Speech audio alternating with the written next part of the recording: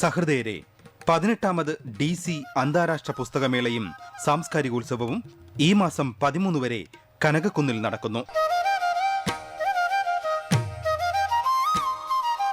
13 ദിവസം നീളുന്ന പുസ്തകമേളയിൽ ഇന്ത്യയിലും വിദേശത്തുമുള്ള 350-ലേറെ പ്രസാധകർ പങ്കെടുക്കുന്നു. മെഡിക്കൽ സയൻസ്, എഞ്ചിനീയറിംഗ്, മാനേജ്മെന്റ് തുടങ്ങിയ അക്കാദമിക് മേഖലയിലെ പുസ്തകങ്ങളോടൊപ്പം ചരിത്രം, സാഹിത്യം തുടങ്ങിയ എല്ലാ മേഖലകളിലെയും പുസ്തകങ്ങൾ ലഭ്യമാണ്.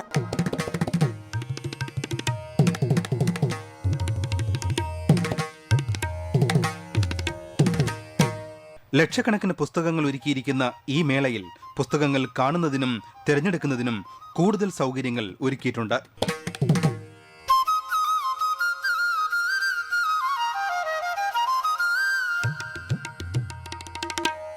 DC അന്താരാഷ്ട്ര പുസ്തകമേളയോടനുബന്ധിച്ച് എല്ലാ ദിവസവും സാംസ്കാരിക രാഷ്ട്രീയ രംഗങ്ങളിലെ പ്രമുഖരെ പങ്കെടുപ്പിച്ച് സാംസ്കാരികോത്സവങ്ങളും പുസ്തക പ്രകാശനങ്ങളും സംഘടിപ്പിച്ചിട്ടുണ്ട്.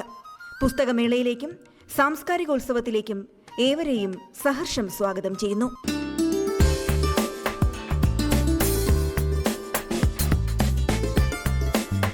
DC അന്താരാഷ്ട്ര പുസ്തകമേളയിലേക്കും സാംസ്കാരികോത്സവത്തിലേക്കും ഏവർക്കും സ്വാഗതം.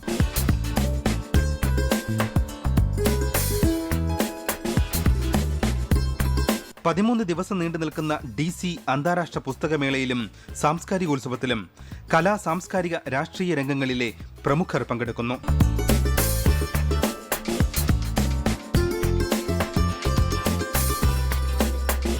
മുഖ്യമന്ത്രി ശ്രീ ഉമ്മൻചാണ്ടി, കേന്ദ്രമന്ത്രി ഡോക്ടർ ശശി തരൂർ, ടൂറിസം വകുപ്പ് മന്ത്രി Shri AP Anilkumar, mayor advocate K Chandrika, Jnanpith ജേതാവ് ശ്രീ ONV കുറുപ്പ്, കവയത്രി Sugathakumari, doctor D Babu Paul, Adoor Gopalakrishnan, Rishiraj Singh IPS, Priyadarshan, Menaka Suresh Kumar, Manju Warrier, Sibi Malayil, Bhagyalakshmi, Anand, Kavalam Narayana Panicker, Nedumudi Venu, Madhu, Perumbadavam Sreedharan, Balachandran Chullikkadu, Punathil Kunjabdulla, Benyamin, Maniyanpilla Raju, Sreekumaran Thampi, George Onakkoor, Rosemary, Gopinath Muthukad തുടങ്ങിയ പ്രമുഖർ വിവിധ ദിവസങ്ങളിലായി നടക്കുന്ന പുസ്തക പ്രകാശന ചടങ്ങിലും സാംസ്കാരിക സായാഹ്നത്തിലും പങ്കുചേരുന്നു.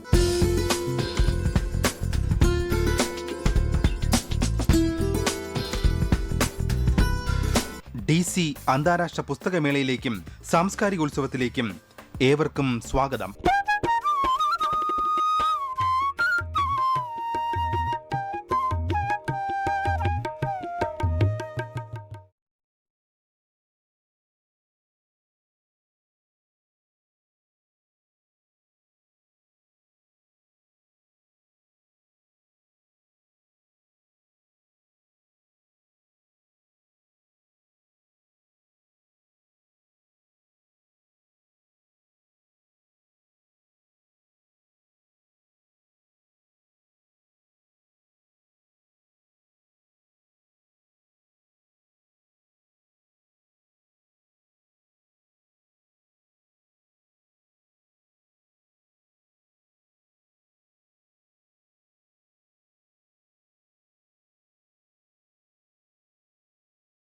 DC അന്താരാഷ്ട്ര പുസ്തകമേളയുടെയും സാംസ്കാരികോത്സവത്തിന്റെയും 4ാം ദിനമായ ഇന്ന് മലയാളികളുടെ പ്രിയങ്കരിയായ അഭിനേത്രി മഞ്ജു വാര്യരുടെ ഓർമ്മക്കുറിപ്പുകൾ സല്ലാപം പ്രകാശനം ചെയ്യുന്നു.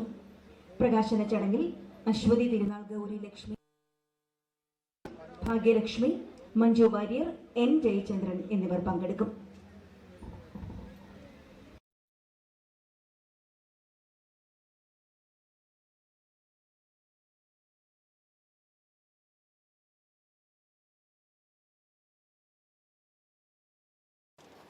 DC ബുക്സ് ഒരുക്കിയിരിക്കുന്ന 18ാമത് DC അന്താരാഷ്ട്ര പുസ്തകമേളയുടെയും സാംസ്കാരികോത്സവത്തിന്റെയും 4ാം ദിവസത്തെ പുസ്തക പ്രകാശന ചടങ്ങ്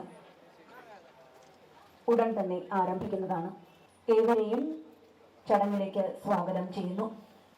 ഈ ചടങ്ങിൽ അശ്വതി തിരുനാൾ ഗൗരി ലക്ഷ്മി ഭായ്, സിബി മലയിൽ, ഭാഗ്യലക്ഷ്മി, മഞ്ജു വാര്യർ, N ജയചന്ദ്രൻ എന്നിവർ പങ്കെടുക്കുന്നു. ചടങ്ങിന് ഔപചാരികമായി സ്വാഗതം ആശംസിക്കുന്നതിന് DC ബുക്സിലെ എഡിറ്റർ ടെൻസി ജേക്കബിനെ ക്ഷണിക്കുന്നു.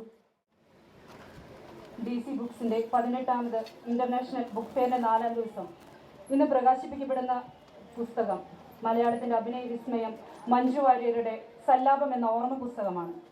ആത്മകഥയിൽ പറയുന്ന പോലെ, ആമുഖത്തിലും പറയുന്ന പോലെ, ഓരോ മനുഷ്യർക്കും ഓരോ കഥ പറയാൻ കാണും. ഈ പുസ്തകം പറഞ്ഞു വെക്കുന്നതും അതാണ്. ബാല്യവും നൃത്തവും സുഹൃത്തുക്കളും സിനിമാ ജീവിതവുമായി ഓർമ്മകളുടെ ഒരു പുസ്തകം. ഈ പുസ്തകം പ്രകാശിപ്പിക്കുന്നത് എഴുത്തുകാരിയും നിങ്ങൾക്ക് ഏവർക്കും സുപരിചിതയുമായ അശ്വതി തിരുനാൾ ഗൗരി ലക്ഷ്മിബായി തമ്പുരാട്ടിയാണ്. തമ്പുരാട്ടിയെ ഞാൻ ഈ ചടങ്ങിലേക്ക് ഹാർദവുമായി സ്വാഗതം ചെയ്യുന്നു. പുസ്തകം ഏറ്റുവാങ്ങുന്നത് സംവിധായകൻ സിബി മലയിൽ സാറാണ്. മലയാളത്തിന് ഒട്ടേറെ നല്ല സിനിമകൾ സംഭാവന ചെയ്ത സിബി മലയിൽ സാറിനെയും ഈ ചടങ്ങിലേക്ക് സ്നേഹപുരസ്സരം സ്വാഗതം ചെയ്യുന്നു. പോയ വർഷം ഏറ്റവും കൂടുതൽ ചർച്ച ചെയ്യപ്പെട്ട ഒരു പുസ്തകമായിരുന്നു സ്വരഭേദങ്ങൾ.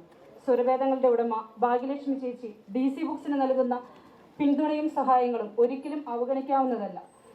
ചേച്ചിക്കും DC ബുക്സിൻ്റെ ഊഷ്മളമായ സ്വാഗതം. മഞ്ജുവിൻ്റെ ഒരു പ്രോഗ്രാമിലേക്ക് മഞ്ജുവിനെ ക്ഷണിക്കുക എന്നത് ഒരു ആലങ്കാരികമാണ്.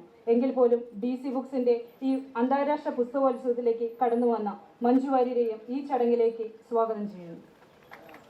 മനോരമയുടെ ചീഫ് സബ് എഡിറ്റർ ജയചന്ദ്രൻ ഇവിടെ വേദിയിലുണ്ട്. പുസ്തകം തയ്യാറാക്കാൻ മഞ്ജു വാര്യരെ സഹായിച്ച ജയചന്ദ്രനെയും ഈ ചടങ്ങിലേക്ക് സ്വാഗതം ചെയ്യുന്നു.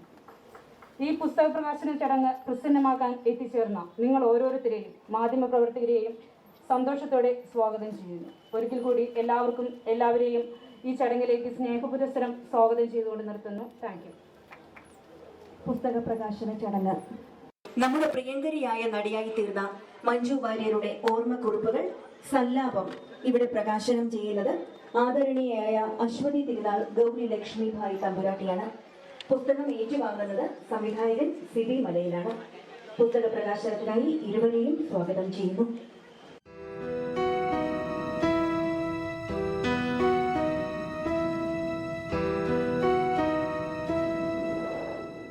ആശംസകൾ അർപ്പിച്ച് സംസാരിക്കുന്നതിനായി ആദരണീയായ അശ്വതി തിരുനാൾ ഗൗരി ലക്ഷ്മിഭായ് തമ്പുരാട്ടിയെ സ്വാഗതം ചെയ്യുന്നു.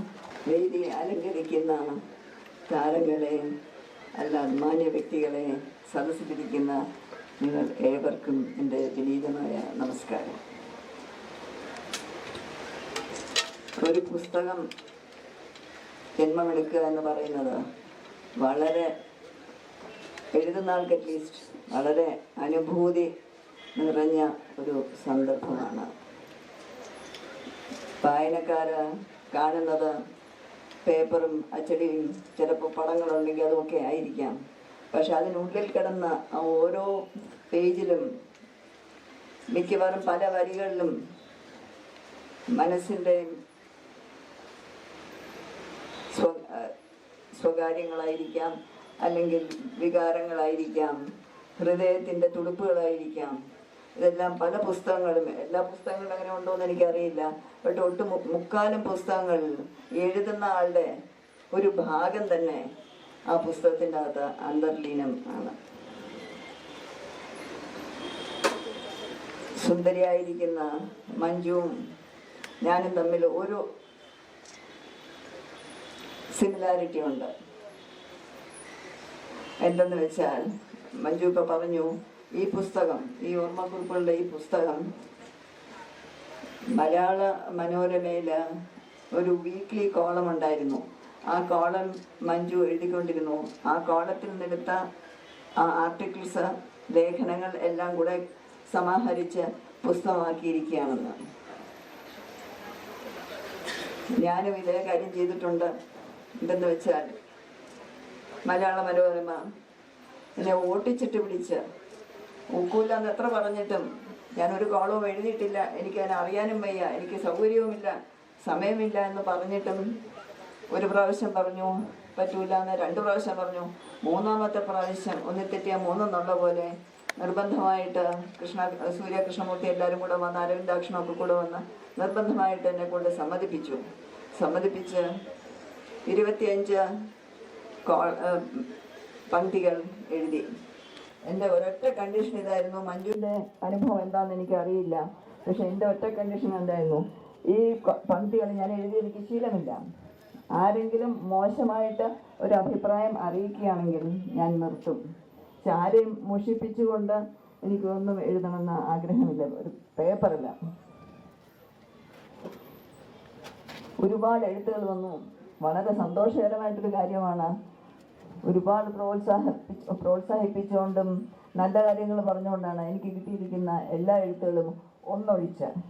അത് ഒടുക്കമാണ് വന്നത്. അതൊരു പോസ്റ്റ് കാർഡ് കൊല്ലത്തിൽ നിന്നും ജയനോ മറ്റോ പറഞ്ഞ ഒരു വ്യക്തിയാണ് എഴുതിയിരിക്കുന്നത്. അദ്ദേഹം എഴുതിയിരുന്നു, ഇനിയുമെങ്കിൽ ഇതൊക്കെ ഒന്ന് നിർത്തിക്കൂടെ, ഈ പഴങ്കഥകളൊക്കെ ഒന്ന് നിർത്തിക്കൂടെ, നിങ്ങളെപ്പറ്റി ഞങ്ങൾക്ക് എല്ലാവർക്കും അറിയാം, എന്തിനാ ഇങ്ങനെ എഴുതിക്കൊണ്ടിരിക്കുന്നത് എന്ന ഒരു ചോദ്യത്തോടുകൂടി ഒരു പോസ്റ്റ് കാർഡായിരുന്നു. അദ്ദേഹത്തിൻ്റെ അഡ്രസ്സ് മേൽവിലാസം എൻ്റെ കയ്യിലില്ല, അല്ലെങ്കിൽ ഞാൻ മറുപടി അയക്കുമായിരുന്നു. പക്ഷെ മറുപടി അയക്കാൻ നിവർത്തിയില്ല എന്ന് വന്നു. പക്ഷേ അപ്പോഴത്തേക്ക് ഏകദേശം ഈ 25 പങ്ക്തികളും തീരാറായി. അപ്പോൾ 25 തീർത്ത് അത് നിർത്തി. മനോരമ സ്വതേ 1 വർഷത്തേക്കാണ് ആരെങ്കിലും എഴുതാൻ പറയുന്നത്. എന്തായാലും അവർക്ക് എന്താ അബദ്ധം പറ്റിയെന്ന് എനിക്കറിയാൻ വയ്യ. അവരൊരു 1.5 കൊല്ലം കഴിഞ്ഞ് പിന്നെയും എന്നെ സമീപിച്ചു. അങ്ങനെ 24 ആർട്ടിക്കിൾസ് പിന്നെയും എഴുതി. അങ്ങനെ എല്ലാം കൂടെ 49 ആർട്ടിക്കിൾസ് എഴുതി 2 ബുക്കാക്കി, മലയാളമേ മാപ്പെന്നും ബുധദർശനെന്നും. അപ്പം അങ്ങനെ ഞാനും ചെയ്തിട്ടുണ്ട് എന്ന് പറയുകയാണ് മഞ്ജുവും. പക്ഷെ മഞ്ജുവിൻ്റെ തീർച്ചയായിട്ടും കുറേ കൂടെ രസകരമായിരിക്കും. സിനിമാ ജീവിതത്തിൻ്റെയും കലാരംഗത്തിൻ്റെയും ഒക്കെയുള്ള അനുഭവങ്ങളൊക്കെ ചിലപ്പോൾ അതിൽ കണ്ടേക്കാം. അപ്പോൾ എന്തായാലും വായിക്കുന്നവർക്ക് തീർച്ചയായിട്ടും ഇത് വളരെ രസകരമായിരിക്കും. എനിക്ക് നിശ്ചയമുണ്ടായി പുസ്തകം വളരെ പെട്ടെന്ന് വിറ്റ് തീർന്ന് അടുത്ത 2nd എഡിഷനിലേക്ക് ഒരു അവിശ്വസനീയമായ സമയത്തിനകം വരും എന്നുള്ളതിനെ പറ്റി യാതൊരു സംശയവുമില്ല. പുസ്തകത്തിനെ പറ്റി എനിക്ക് കൂടുതൽ പറയാൻ നിവർത്തിയില്ല എന്നത് പുസ്തകം കണ്ട ഞാൻ ഇപ്പോഴാണ്. അപ്പം ഞാൻ വായിച്ചിട്ടില്ല. ആ കുട്ടിയുടെ ഭംഗിയുള്ള മുഖം കണ്ടു അതിൻ്റെ മുകളിൽ എന്നുള്ളതല്ലാതെ എനിക്കതിൻ്റെ കണ്ടൻസ് ഒന്നും അറിയാൻ വയ്യ. അത് ഞാൻ വായിച്ചിട്ടില്ല. പക്ഷെ തീർച്ചയായിട്ടും മനോരമ വന്നതല്ലേ, അപ്പോൾ തീർച്ചയായിട്ടും നല്ല നിലവാരം ഉള്ള ആർട്ടിക്കിൾസ് ആയിരിക്കും, ലേഖനങ്ങളായിരിക്കും എന്നുള്ള സംശയമൊന്നുമില്ല. ഇനിയും മഞ്ജു കൂടുതൽ എഴുതട്ടെ. എഴുത്തെന്ന് പറഞ്ഞാൽ നമുക്കൊരു തെറാപ്പിയാണ്. നമ്മുടെ മനസ്സിനൊരു ഊർജം നൽകുന്ന ഒരു കാര്യമാണ്. പലപ്പോഴും ആരെങ്കിലും ഒരു ഹോളിഡേ വേണ്ടേ എന്ന് ചോദിക്കുമ്പോൾ ഏറ്റവും വലിയ ഹോളിഡേ എഴുത്ത് തന്നെയാണ്. അപ്പോൾ അതുകൊണ്ട് വളരെ സന്തോഷമായിട്ടുള്ളൊരു കാര്യമാണ്. മഞ്ജുവിന് പിന്നെ അങ്ങനെ ചെയ്യാനും കൂല വേറെ കാര്യങ്ങളൊക്കെ ഉള്ളതുകൊണ്ട് ഏതായാലും എത്രയും പെട്ടെന്ന് ഇതിൻ്റെ 2ാമത്തെ പതിപ്പ് വരട്ടെ.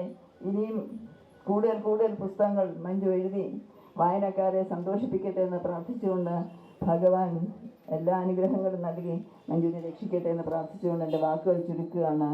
സന്തോഷം. നമസ്തേ. ആശംസകൾ അർപ്പിച്ച് സംസാരിക്കുന്നതിനായി ശ്രീ സിബി മലയിലിനെ ക്ഷണിക്കുന്നു. ആരാധ്യയായ അശ്വതി തിരുനാൾ ഗൗരി ലക്ഷ്മിബായി തമ്പുരാട്ടി, ശ്രീമതി ഭാഗ്യലക്ഷ്മി, ശ്രീമതി മഞ്ജു വാര്യർ, ശ്രീ എൻ ജയചന്ദ്രൻ, സദസ്സിലുള്ള ബഹുമാനികൾ,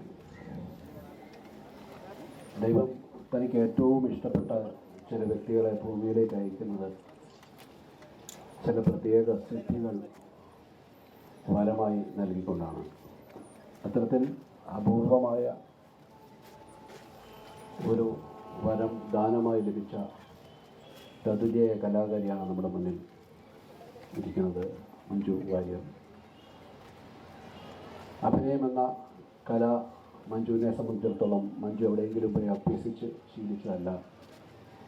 അത് മഞ്ജുവിൻ്റെ ഉള്ളിൽ ദൈവം ദാനമായി കൊടുത്ത ഒരു സിദ്ധിയാണ്. ആ സിദ്ധിയാണ് നമ്മുടെ മുമ്പിൽ 3 വർഷക്കാലം മഞ്ജു നമ്മുടെ മുമ്പിൽ നിറസാന്നിധ്യമായി നിന്ന ആ 3 വർഷങ്ങൾ.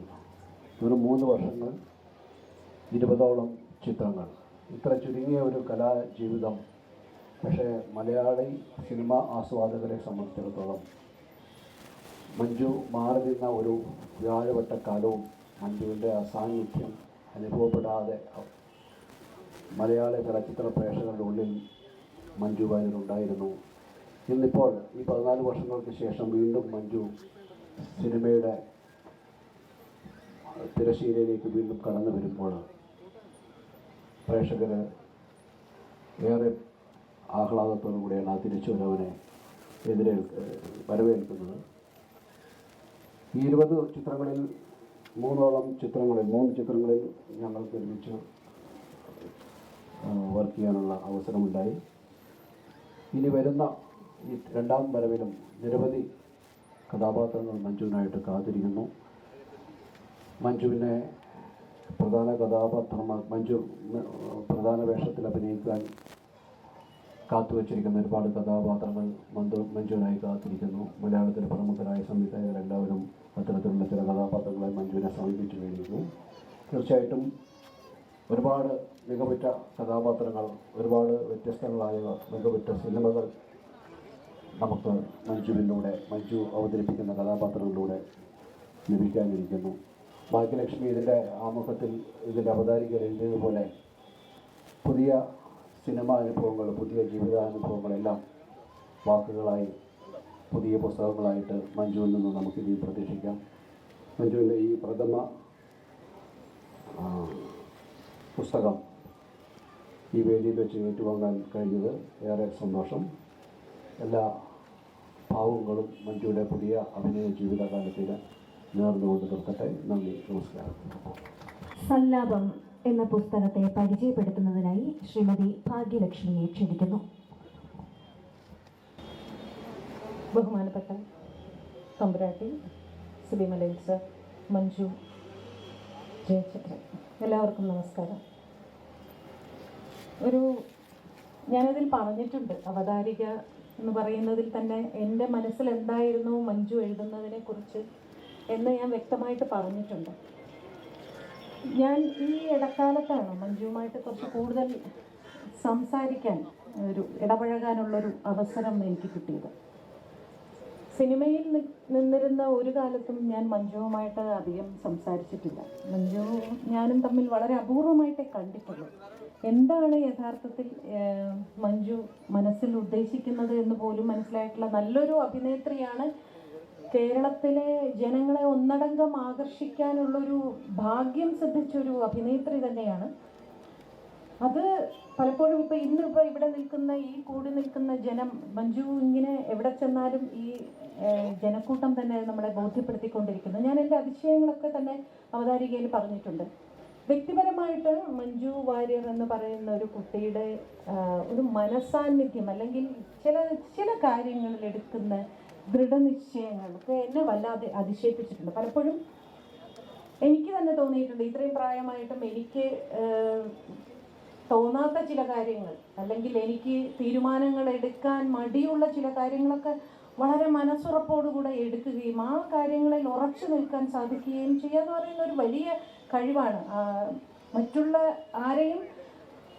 മറ്റുള്ളവർ വിഷമിക്കില്ലോ, പക്ഷെ ഞാനിതാണ്, എൻ്റെ തീരുമാനം ഇതാണ് എന്ന് പറയാൻ വലിയൊരു മനസാന്നിധ്യം അതിന് വേണം. അതുള്ളൊരു കുട്ടിയാണ്. എന്നോട് തന്നെ ഒരിക്കൽ ചോദിച്ചു, ഇത്രയും ആളുകൾ എന്നെ ഇഷ്ടപ്പെടുന്നു എന്ന് പറയുന്നു, ഇത്രയും ആളുകൾ ഞാൻ വരാൻ കാത്തിരിക്കുന്നു എന്ന് പറയുന്നു, ഇത് സത്യത്തിൽ എൻ്റെ മുമ്പിൽ നടക്കുന്നൊരു കാര്യം തന്നെയാണോ, അതോ എൻ്റെ വെറും തോന്നലുകൾ മാത്രമാണോ, എനിക്ക് വെറുതെ ഞാൻ സങ്കല്പിച്ചുണ്ടാക്കുന്നതാണോ എന്ന്. അതൊക്കെ തന്നെയാണ് ഏറ്റവും ബുദ്ധിയുള്ള ഒരു പെൺകുട്ടിയുടെ ലക്ഷണം എന്നെനിക്ക് തോന്നി. അതുപോലെ സത്യത്തിൽ എനിക്ക് തോന്നിയ മറ്റൊരു കാര്യം, അധികം വൈകാതെ നല്ലൊരു പുസ്തകം മഞ്ജുവിന് എഴുതാൻ സാധിക്കുമെന്ന് എനിക്ക് തോന്നുന്നു. കാരണം 14 വർഷം നൃത്തവും വേണ്ട, അഭിനയവും വേണ്ട, ഒന്നും വേണ്ട, പൂർണ്ണമായിട്ടും ഒരു കുഞ്ഞിനെ വളർത്താൻ വേണ്ടി മാത്രം തന്നെ ജീവിതം അങ്ങോട്ട് മാറ്റിവെച്ച് എത്ര കലാകാരികൾ ഉണ്ടാവും എന്ന് ചോദിച്ചാൽ വളരെ വിരളമായിരിക്കും. അപ്പോൾ അവതാരികയിൽ ഞാൻ പറഞ്ഞ പോലെ തന്നെ എന്ത് ചെയ്യുകയാണെങ്കിലും അതിനെ ആത്മാർത്ഥതയോടുകൂടി ചെയ്യുക, വെറുതെ ഇരിക്കുകയാണെങ്കിലും ആത്മാർത്ഥതയോടുകൂടി ചെയ്യുക എന്ന് പറയുന്ന അതേ ആത്മാർത്ഥത തീർച്ചയായും പുസ്തകം എഴുത്തിലും ഉണ്ടായിരിക്കും. എനിക്ക് ഏറ്റവും ഇഷ്ടപ്പെട്ട ഒരു പാരഗ്രാഫ് എന്ന് പറയുന്ന പാരഗ്രാഫ് അല്ലെങ്കിൽ ചാപ്റ്റർ തീർച്ചയായിട്ടും ആദ്യത്തെ ചാപ്റ്റർ തന്നെയാണ്. അക്ഷരങ്ങളിൽ ഒരു വിറയലുണ്ടോ, എഴുത്ത് എനിക്ക് അങ്ങനെ വഴങ്ങിയിട്ടില്ല. സിനിമയിൽ 3 വർഷമേ ഞാൻ ഉണ്ടായിരുന്നുള്ളൂ, 20 സിനിമകൾ.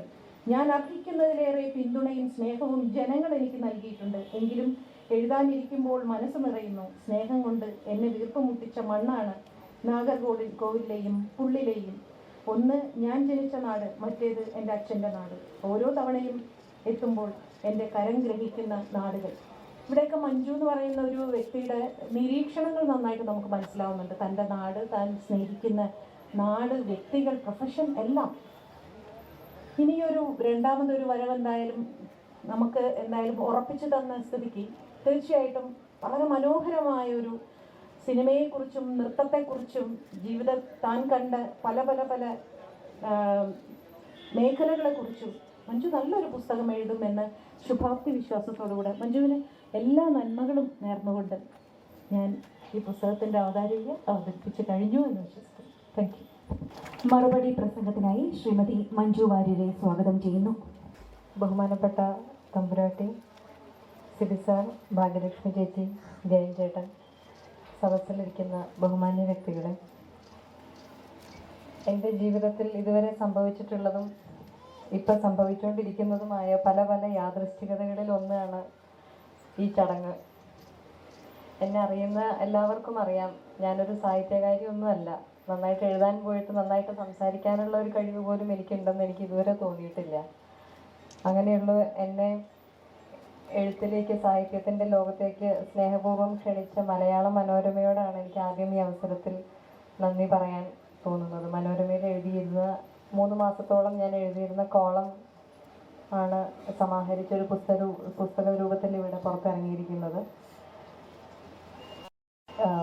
എടുത്തു പറയേണ്ടത് ശ്രീ ജയൻ ചേട്ടൻ്റെ സഹായമാണ്. ഞാൻ പോലും സങ്കല്പിച്ചതിന് അപ്പുറമുള്ളൊരു അർത്ഥവും ഭംഗിയും ഒക്കെ ഞാൻ പറഞ്ഞ വാക്കുകൾക്ക് കൊണ്ടുവന്ന് ഈ ഭംഗിയുള്ള രൂപത്തിലാക്കിയത് ജയൻ ചേട്ടനാണ്. അതിനെത്ര നന്ദി പറഞ്ഞാലും എനിക്ക് മതിയാവില്ല. പിന്നെ ഇതിങ്ങനെ ഒരു പുസ്തകമായിട്ട് പുറത്തിറക്കുക എന്നുള്ളൊരു സംരംഭം ഏറ്റെടുത്ത DC ബുക്സിനോടും ഞാൻ ഈ അവസരത്തിൽ നന്ദി പറയുകയാണ്. ഒരു സുഹൃത്തിനോടെന്ന പോലെ എല്ലാ കാര്യങ്ങളും എന്നോട് കമ്മ്യൂണിക്കേറ്റ് ചെയ്തുകൊണ്ടിരുന്ന ടെൻസിയെ ഞാൻ ഈ അവസരത്തിൽ സ്നേഹപൂർവ്വം ഓർക്കുകയാണ്. ഈ എൻ്റെ ജീവിതത്തിൽ ഇങ്ങനെയുള്ള ഒരു ചടങ്ങിൽ ഞാൻ ആദ്യമായിട്ടാണ് പങ്കെടുക്കുന്നത്. അത് തൻ്റെ സാന്നിധ്യത്തിലൂടെ എന്നെ അനുഗ്രഹിച്ച തമ്പുരാട്ടിയോടും തമ്പുരാട്ടിയുടെ സാന്നിധ്യത്തിലൂടെ ഇതിന് കൈവന്നിരിക്കുന്ന ഒരു ദൈവിക ഭാവം എൻ്റെ ജീവിതത്തിൽ ഞാൻ എന്നും ഓർത്തിരിക്കും. പിന്നെ സിബി സാറിനെ കുറിച്ച് പറയുകയാണെങ്കിൽ എൻ്റെ ചെറിയ കലാജീവിതത്തിൽ എനിക്ക് വളരെ പ്രധാനപ്പെട്ട 3 വേഷങ്ങൾ തന്നത് സിബി സാറാണ്. എൻ്റെ ജീവിതത്തിലും കലാജീവിതത്തിലും ഗുരുസ്ഥാനമാണ് ഞാൻ സിബി സാറിന് നൽകിയിരിക്കുന്നത്. പിന്നെ എനിക്ക് ഏറ്റവും പ്രിയപ്പെട്ട ഭാഗ്യലക്ഷ്മി ചേച്ചി, കുട്ടിക്കാലത്ത് സിനിമകളൊക്കെ വളരെ ആവേശത്തോടു കൂടി കണ്ടിരുന്ന സമയത്ത് ശബ്ദത്തിലൂടെ ഞാൻ ഭയങ്കരമായിട്ട് ആരാധിച്ചിരുന്നൊരു വ്യക്തിയായിരുന്നു ഭാഗ്യലക്ഷ്മി ചേച്ചി. സിനിമയിൽ പ്രവർത്തിച്ച സമയത്തും അതിനുശേഷമൊന്നും അങ്ങനെ ചേച്ചി പറഞ്ഞ പോലെ അടുത്ത് ഇടപഴകാനുള്ളൊരു അവസരമൊന്നും ഉണ്ടായിട്ടില്ല. കഴിഞ്ഞ കുറച്ച് കാലങ്ങളായിട്ടാണ് ഭാഗ്യലക്ഷ്മി ചേച്ചിയുടെ സ്നേഹവും ഒരു പിന്തുണയും ഒരു ശക്തിയും ഒക്കെ എൻ്റെ ജീവിതത്തിലേക്ക് എനിക്ക് പകർന്നു കിട്ടി തുടങ്ങിയത്. അതോടുകൂടി എനിക്കുണ്ടായിരുന്ന സ്നേഹവും ആരാധനയും ബഹുമാനവും ഒക്കെ 100 ഇരട്ടിയാണ് വർദ്ധിച്ചിരിക്കുന്നത്. അങ്ങനെ എൻ്റെ മനസ്സിന് വളരെ പ്രിയപ്പെട്ട ഇത്രയും വ്യക്തികളുടെ സാന്നിധ്യത്തിൽ എൻ്റെ ഈ ഒരു ചെറിയ പുസ്തകം പുറത്തിറങ്ങുന്ന ഈ ചടങ്ങിൽ പങ്കെടുക്കാൻ സാധിച്ചതിൽ വളരെ സന്തോഷമുണ്ട്. എല്ലാവർക്കും നന്ദി, നമസ്കാരം. നന്ദി പ്രകാശിപ്പിക്കുന്നതിനായി ശ്രീ എൻ ജയചന്ദ്രനെ സ്വാഗതം ചെയ്യുന്നു. ബഹുമാനപ്പെട്ട ലക്ഷ്മിബായി തമ്പുരാട്ടി, പ്രിയപ്പെട്ട സിബി മലയിൽ, ഭാഗ്യലക്ഷ്മി, മഞ്ജുവിനെ എഴുത്തുകാരിയാക്കിയത് ഞാനൊന്നുമല്ല. മലയാള മനോരമയിൽ നിന്ന് ഒരിക്കലും എന്നോട് ചോദിച്ചു, നമുക്കൊരു പുതിയ കോളനിസ്റ്റിനെ വേണം, മഞ്ജു വാര്യരോട് ജയേന്ദ്രൻ ഒന്ന് ചോദിക്കാമോ എന്ന്.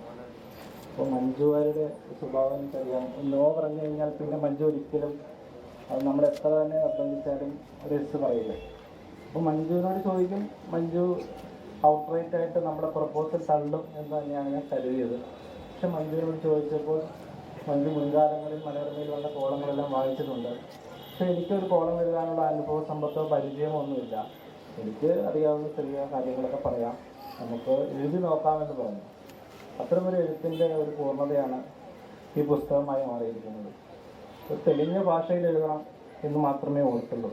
അപ്പോൾ അതിലും തെളിഞ്ഞ ഓർമ്മ മഞ്ജുവിനുണ്ടായിരുന്നത് കൊണ്ട് അത് സാധിച്ചു. നാഗർകോവിലിൽ സ്കൂളിൽ പഠിക്കുമ്പോൾ, അന്ന് 1ാം ക്ലാസ്സിലാണ്, അന്ന് അച്ഛൻ ഉപയോഗിച്ച രാജ്ദൂത് ബൈക്കിൻ്റെ രജിസ്ട്രേഷൻ നമ്പർ വരെ കാണാതറിയാവുന്ന മഞ്ജു പറഞ്ഞതെല്ലാം ഒന്ന് സമാഹരിച്ചെഴുതി എന്ന് മാത്രമേ ഉള്ളൂ. പുസ്തകം ഭംഗിയായി ഇറങ്ങിയതിൽ ടെൻസിക്ക് വലിയ പങ്കുണ്ട്. അതിൻ്റെ ചിത്രങ്ങൾ, രൂപകൽപ്പന, അതെല്ലാം പിന്നിൽ ഓടി നടന്ന ടെൻസിയാണ്. ചടങ്ങിൽ പങ്കെടുത്ത എല്ലാവർക്കും നന്ദി. 18ാമത് DC അന്താരാഷ്ട്ര പുസ്തകമേളയുടെയും സാംസ്കാരികോത്സവത്തിന്റെയും 4ാം ദിവസത്തെ 1ാം പുസ്തക പ്രകാശന ചടങ്ങ് ഇവിടെ സമാപിക്കുന്നു.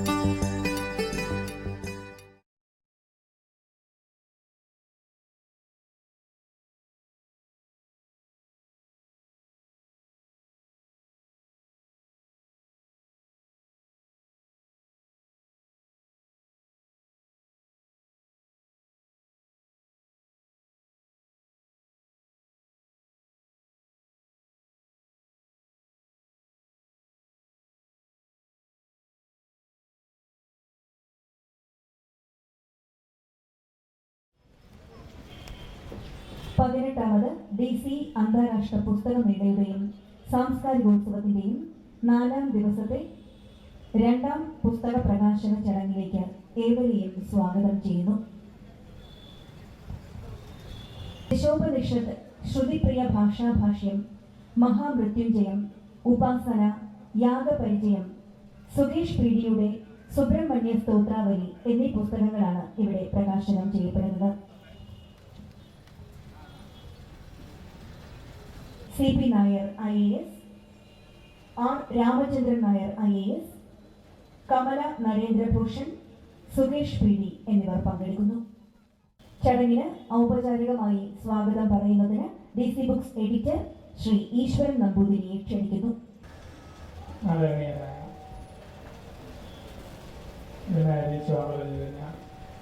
CP നായർ, നരേന്ദ്രഭൂഷൺ, സുകേഷ് പീഡി, ബഹുമാന്യരെ, ഈ സായാഹ്നത്തിൽ ഏതാനും ആധ്യാത്മിക ദാർശനിക പുസ്തകങ്ങളുടെ പ്രകാശനമാണ് ഇന്നിവിടെ നടക്കുന്നത്.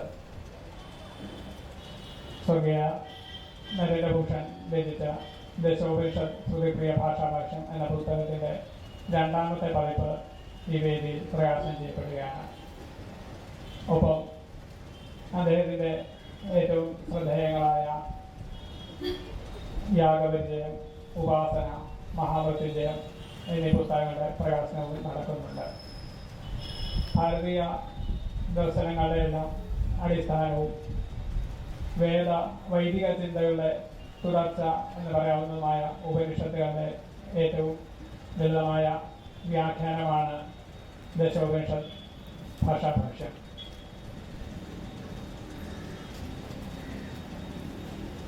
മുൻപ് DC ബുക്സ് തന്നെ പ്രീ പബ്ലിക്കേഷൻ വ്യവസ്ഥയിൽ ചെയ്തിരുന്ന ഈ പുസ്തകത്തിൻ്റെ കൂടുതൽ വായനക്കാരുടെ ആവശ്യം പരിഗണിച്ചുകൊണ്ട് ഇപ്പോൾ 2ാമത്തെ പതിപ്പ് പ്രകാശനം ചെയ്യുകയാണ്. അതുപോലെ യാഗപരിചയം,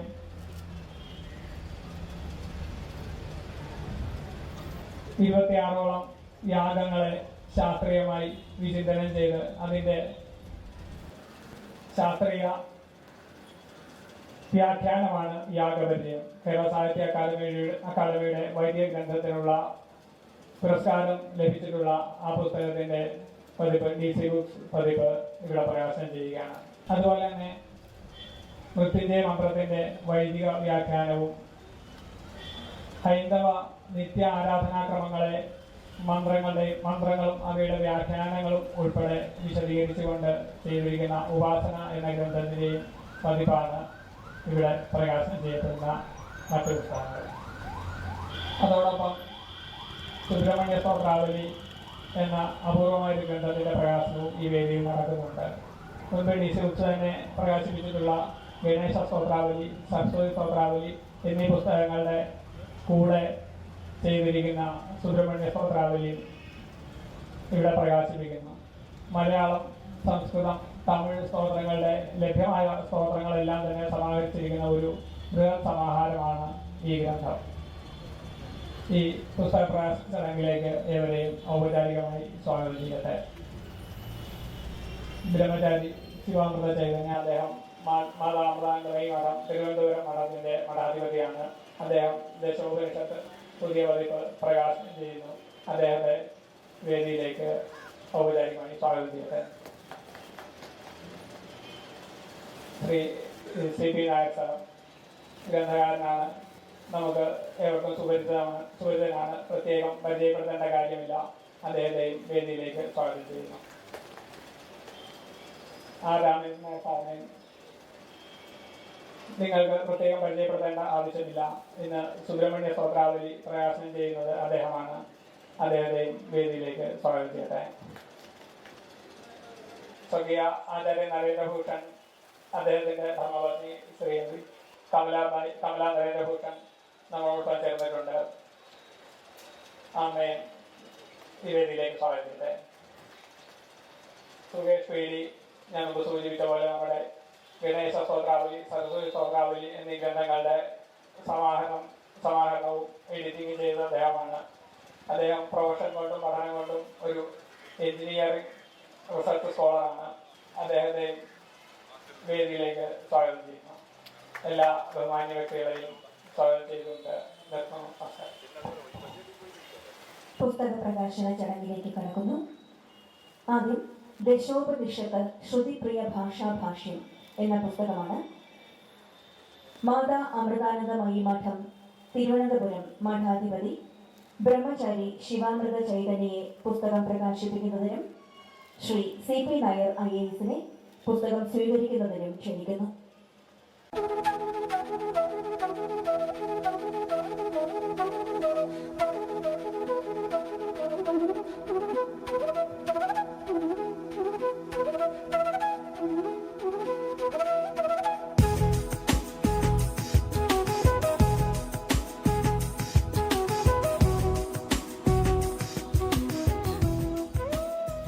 ഇനി ഉപാസന, മഹാമൃത്യുഞ്ജയം, യാഗപരിചയം എന്നീ പുസ്തകങ്ങൾ. പുസ്തകം പ്രകാശിപ്പിക്കുന്നതിനായി മുൻ chief secretary Shri CP Nair IAS സ്വീകരിക്കുന്നതിനായി എഴുത്തുകാരനായ ശ്രീ സുകേഷ് പീഡിയെയും ക്ഷണിക്കുന്നു.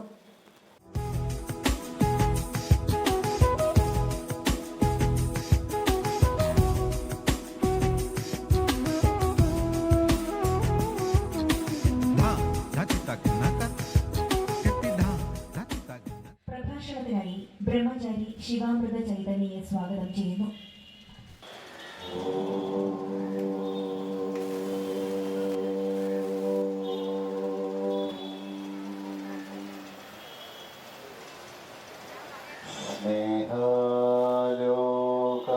സ്നേഹാലോകസുമോഹനവദന കരുണാദ്രാനതമയനാന്യന്യ ശ്രിതജനപാലനവിക്രാം സൗമ്യ അമൃതാനന്ദമയം പ്രണമാമി.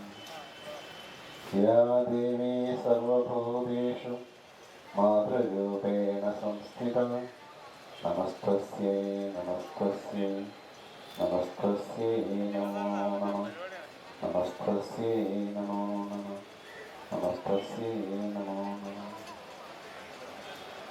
വേദിയിരിക്കുന്ന അഭിമന്യരായ ഗുരുജനങ്ങളെ, പ്രിയ ശ്രോതാക്കളെ, അമൃതകീർത്തി ആചാര്യ നരേന്ദ്രഭൂഷൻ്റെ ഒരു വലിയ ശിഷ്യന്മാരിൽ ഒരാൾ എന്ന നിലയ്ക്കാണ് ഞാനിവിടെ നിങ്ങളോട് സംസാരിക്കുന്നത്.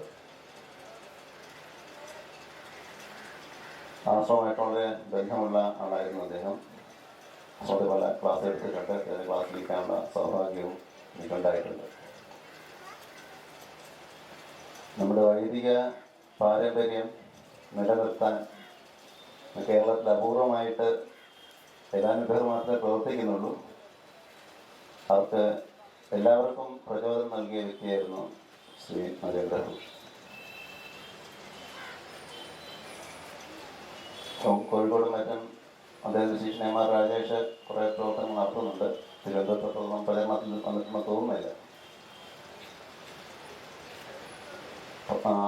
പ്രാചീനമായ വൈദിക സംസ്കാരം അതേപോലെ പുനഃസൃഷ്ടിക്കാൻ ഇക്കാലത്ത് പ്രയാസമായിരിക്കും. കാരണം ഇന്നത്തെ ഒരു ചിന്താഗതി, ജീവിത രീതി, പ്രകൃതിയുമായിട്ടുള്ള ബന്ധം, പ്രകൃതിയെ പറ്റിയുള്ള കാഴ്ചപ്പാട് ഇതെല്ലാം വളരെ മാറിപ്പോയിരിക്കും. എങ്കിൽ പോലും ചില വൈദിക ആചാരങ്ങളും അനുഷ്ഠാനങ്ങളും നമ്മുടെ വ്യക്തി ജീവിതത്തിലും കുടുംബജീവിതത്തിലും സമൂഹത്തിലും കൂടുതൽ ആളയം സൃഷ്ടിക്കാൻ പര്യാപ്തമാണ്. നമ്മളെ കൂടുതൽ മെച്ചപ്പെട്ട മനുഷ്യരാക്കി തീർക്കാൻ, ശാന്തിപൂർണമായ ജീവിതം നയിക്കാൻ, ബുദ്ധിക്കും ഹൃദയത്തിനും വികാസവും പക്വതയും ഉണ്ടാകാൻ എല്ലാം ഈ ആചാരങ്ങളും അനുഷ്ഠാനങ്ങളും മന്ത്രങ്ങളും നമ്മളെ വളരെയധികം സഹായിക്കുന്നു. സമ്പ്രദായത്തെ സംബന്ധിച്ചിടത്തോളം അവിടെ പ്രധാനമായിട്ടും അദ്വൈത സിദ്ധാന്തമാണ് പ്രധാനമായിട്ട് അവിടെ ഞങ്ങളാണ് പഠിക്കുന്നത്.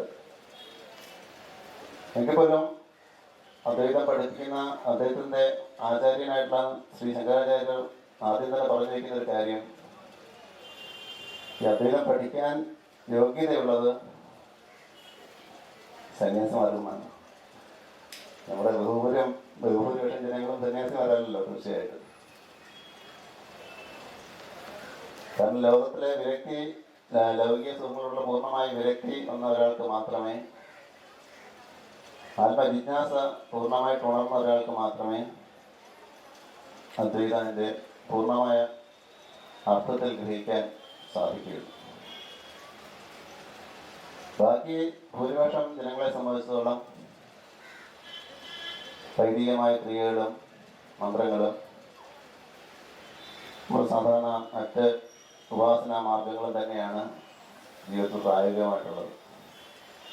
ആ നിലയ്ക്ക് ആചാര്യ നരേന്ദ്രഭൂഷന്റെ ഈ പ്രകൃതിയ വ്യാഖ്യാനം നമുക്കെല്ലാവർക്കും വളരെയധികം പ്രയോജനം ചെയ്യുമെന്ന് വിശ്വസിക്കുന്നു. അദ്ദേഹം സ്വന്തം ജീവിതത്തിൽ അങ്ങനെ തന്നെ താൻ പഠിച്ച വിഷയങ്ങൾ, താൻ കൊണ്ടുള്ള ആദർശത്തെ പരമാവധി പ്രായോഗികമാക്കാൻ ശ്രമിച്ച ആളാണ്. അതിനനുസരിച്ച് ജീവിതം ചിട്ടപ്പെടുത്തിയ ആളാണ്. അങ്ങനെയുള്ള അപൂർവ മനുഷ്യരേ ഉള്ളൂ. നമ്മുടെ ആദർശത്തിനനുസരിച്ച് ജീവിക്കുന്ന അപൂർവ മനുഷ്യരെ കാണാൻ സാധിച്ചിട്ടുണ്ട്. അതിലൊരാളായിരുന്നു അദ്ദേഹം. അദ്ദേഹത്തിൻ്റെ ഈ വ്യാഖ്യാനം തൻ്റെ അനുഭവ സമ്പത്തിൽ നിന്നും പാണ്ഡിത്യത്തിൻ്റെയും കൂടി ഒരു ഫലമായിട്ടാണ് നമുക്ക് ലഭിച്ചിരിക്കുന്നത്. എന്നാൽ നമുക്കിത് പുസ്തകത്തിൽ നിന്ന് മാത്രം കിട്ടുന്ന ഒരു അറിവല്ല. ഇതിന് എപ്പോഴും ആചാര്യന്മാരുടെ ഒരു സഹായം നമുക്ക് ആവശ്യമുണ്ട് ഈ ഒരു ജീവിതശൈലിയിലേക്ക് നമ്മളെ നയിക്കാൻ. അതിന് അദ്ദേഹത്തിൻ്റെ കുടുംബാംഗങ്ങൾ തന്നെ ആ മേഖലയിൽ ഇപ്പോഴും ആ പ്രവർത്തനം തുടരുന്നത്, അദ്ദേഹം നടത്തിക്കൊണ്ടുന്ന പ്രവർത്തനങ്ങൾ തുടർന്നു വരുന്നത് വളരെ ശ്ലാഘനീയമാണ്. DC ബുക്സ് ആ പ്രസിദ്ധീകരണം ഏറ്റെടുത്തത് വഴി കേരളത്തിലെ എല്ലാ ഭാഗങ്ങളിലും അദ്ദേഹത്തിൻ്റെ സന്ദേശം, അദ്ദേഹത്തിൻ്റെ ഈ പുസ്തകങ്ങൾ എത്തിച്ചേരും. കൂടുതൽ പേർക്ക് വഴികാട്ടിയായി തീരും എന്ന് എനിക്ക് ഉറപ്പുണ്ട്. നമ്മുടെ ഭാരതത്തിൻ്റെ പ്രാചീന സംസ്കാരം എത്രത്തോളം മഹത്തരമായിരുന്നു എന്നതിനെപ്പറ്റി ഇന്നത്തെ തലമുറയ്ക്ക് വളരെ അറിവ് കുറവാണ്. അതിനെപ്പറ്റിയുള്ള ഗ്രന്ഥങ്ങൾ അടുത്ത കാലത്ത് പുറത്ത് വരുന്നുണ്ട്. എങ്കിൽ പോലും അവ അധികം പ്രചാരത്തിലായി വന്നിട്ടില്ല. നമ്മളൊക്കെ വിചാരിക്കുന്നത് ഹിന്ദുമതം, സനാതനധർമ്മം ഇതൊക്കെ ഒരു അന്ധവിശ്വാസങ്ങളുടെ കൂമ്പാരമാണ്. ഈ ചാതുർവർണ്ണയ മായാസൃഷ്ടം എന്നൊക്കെ എഴുതി വെച്ചത് വളരെ അനാചാരങ്ങളും അന്ധവിശ്വാസങ്ങളൊക്കെ വന്ന് ഭാരതത്തിൻ്റെ വളർച്ച തന്നെ മുരടിച്ചു പോയതാണ് എന്നൊക്കെയാണ് നമ്മൾ പൊതുവായിട്ടുള്ള ധാരണ. പക്ഷെ ഏതാനും വർഷങ്ങൾക്ക് മുമ്പ് ലോകത്തിലെ സമുന്നതരായ എക്കണോമിക്സ് ചേർന്നിട്ട് രചിച്ചൊരു ഗ്രന്ഥമുണ്ട്. അതിലവർ പറയുന്നത് 21 നൂറ്റാണ്ടിൻ്റെ ചരിത്രം മാത്രം എടുത്താൽ, മുമ്പുള്ള ചരിത്രം മാറ്റി വയ്ക്കുക. ഭാരതത്തിൻ്റെ ചരിത്രങ്ങൾ മുമ്പേ ആരംഭിക്കുന്നതാണ്.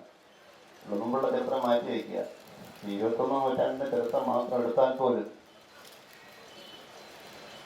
ബ്രിട്ടീഷുകാരുടെ ആഗമനം വരെയും ലോക വ്യാപാരത്തിൻ്റെ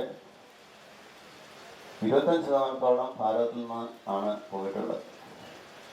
ലോകത്തിലുണ്ടായിട്ട് എല്ലാ വലിയ സംസ്കാരങ്ങളായിട്ട് ഗ്രീക്ക് സംസ്കാരം, ഈജിപ്ഷ്യൻ സംസ്കാരം, റോമൻ സംസ്കാരം, ആ സാമ്രാജ്യങ്ങളായിട്ടെല്ലാം തന്നെ ഭാരതത്തിന് വ്യാപാര ബന്ധങ്ങളുണ്ടായിരുന്നു. റോമൻ ചക്രവർത്തിമാര് അവരുടെ സ്വർണ്ണശേഖരം മുഴുവൻ ഭാരതത്തിലേക്ക് ഒഴുകുന്നതിനെ പറ്റി വിലപിച്ചായിട്ട് അവരുടെ ചരിത്രം വളരെ രേഖപ്പെടുത്തിയിട്ടുണ്ട്.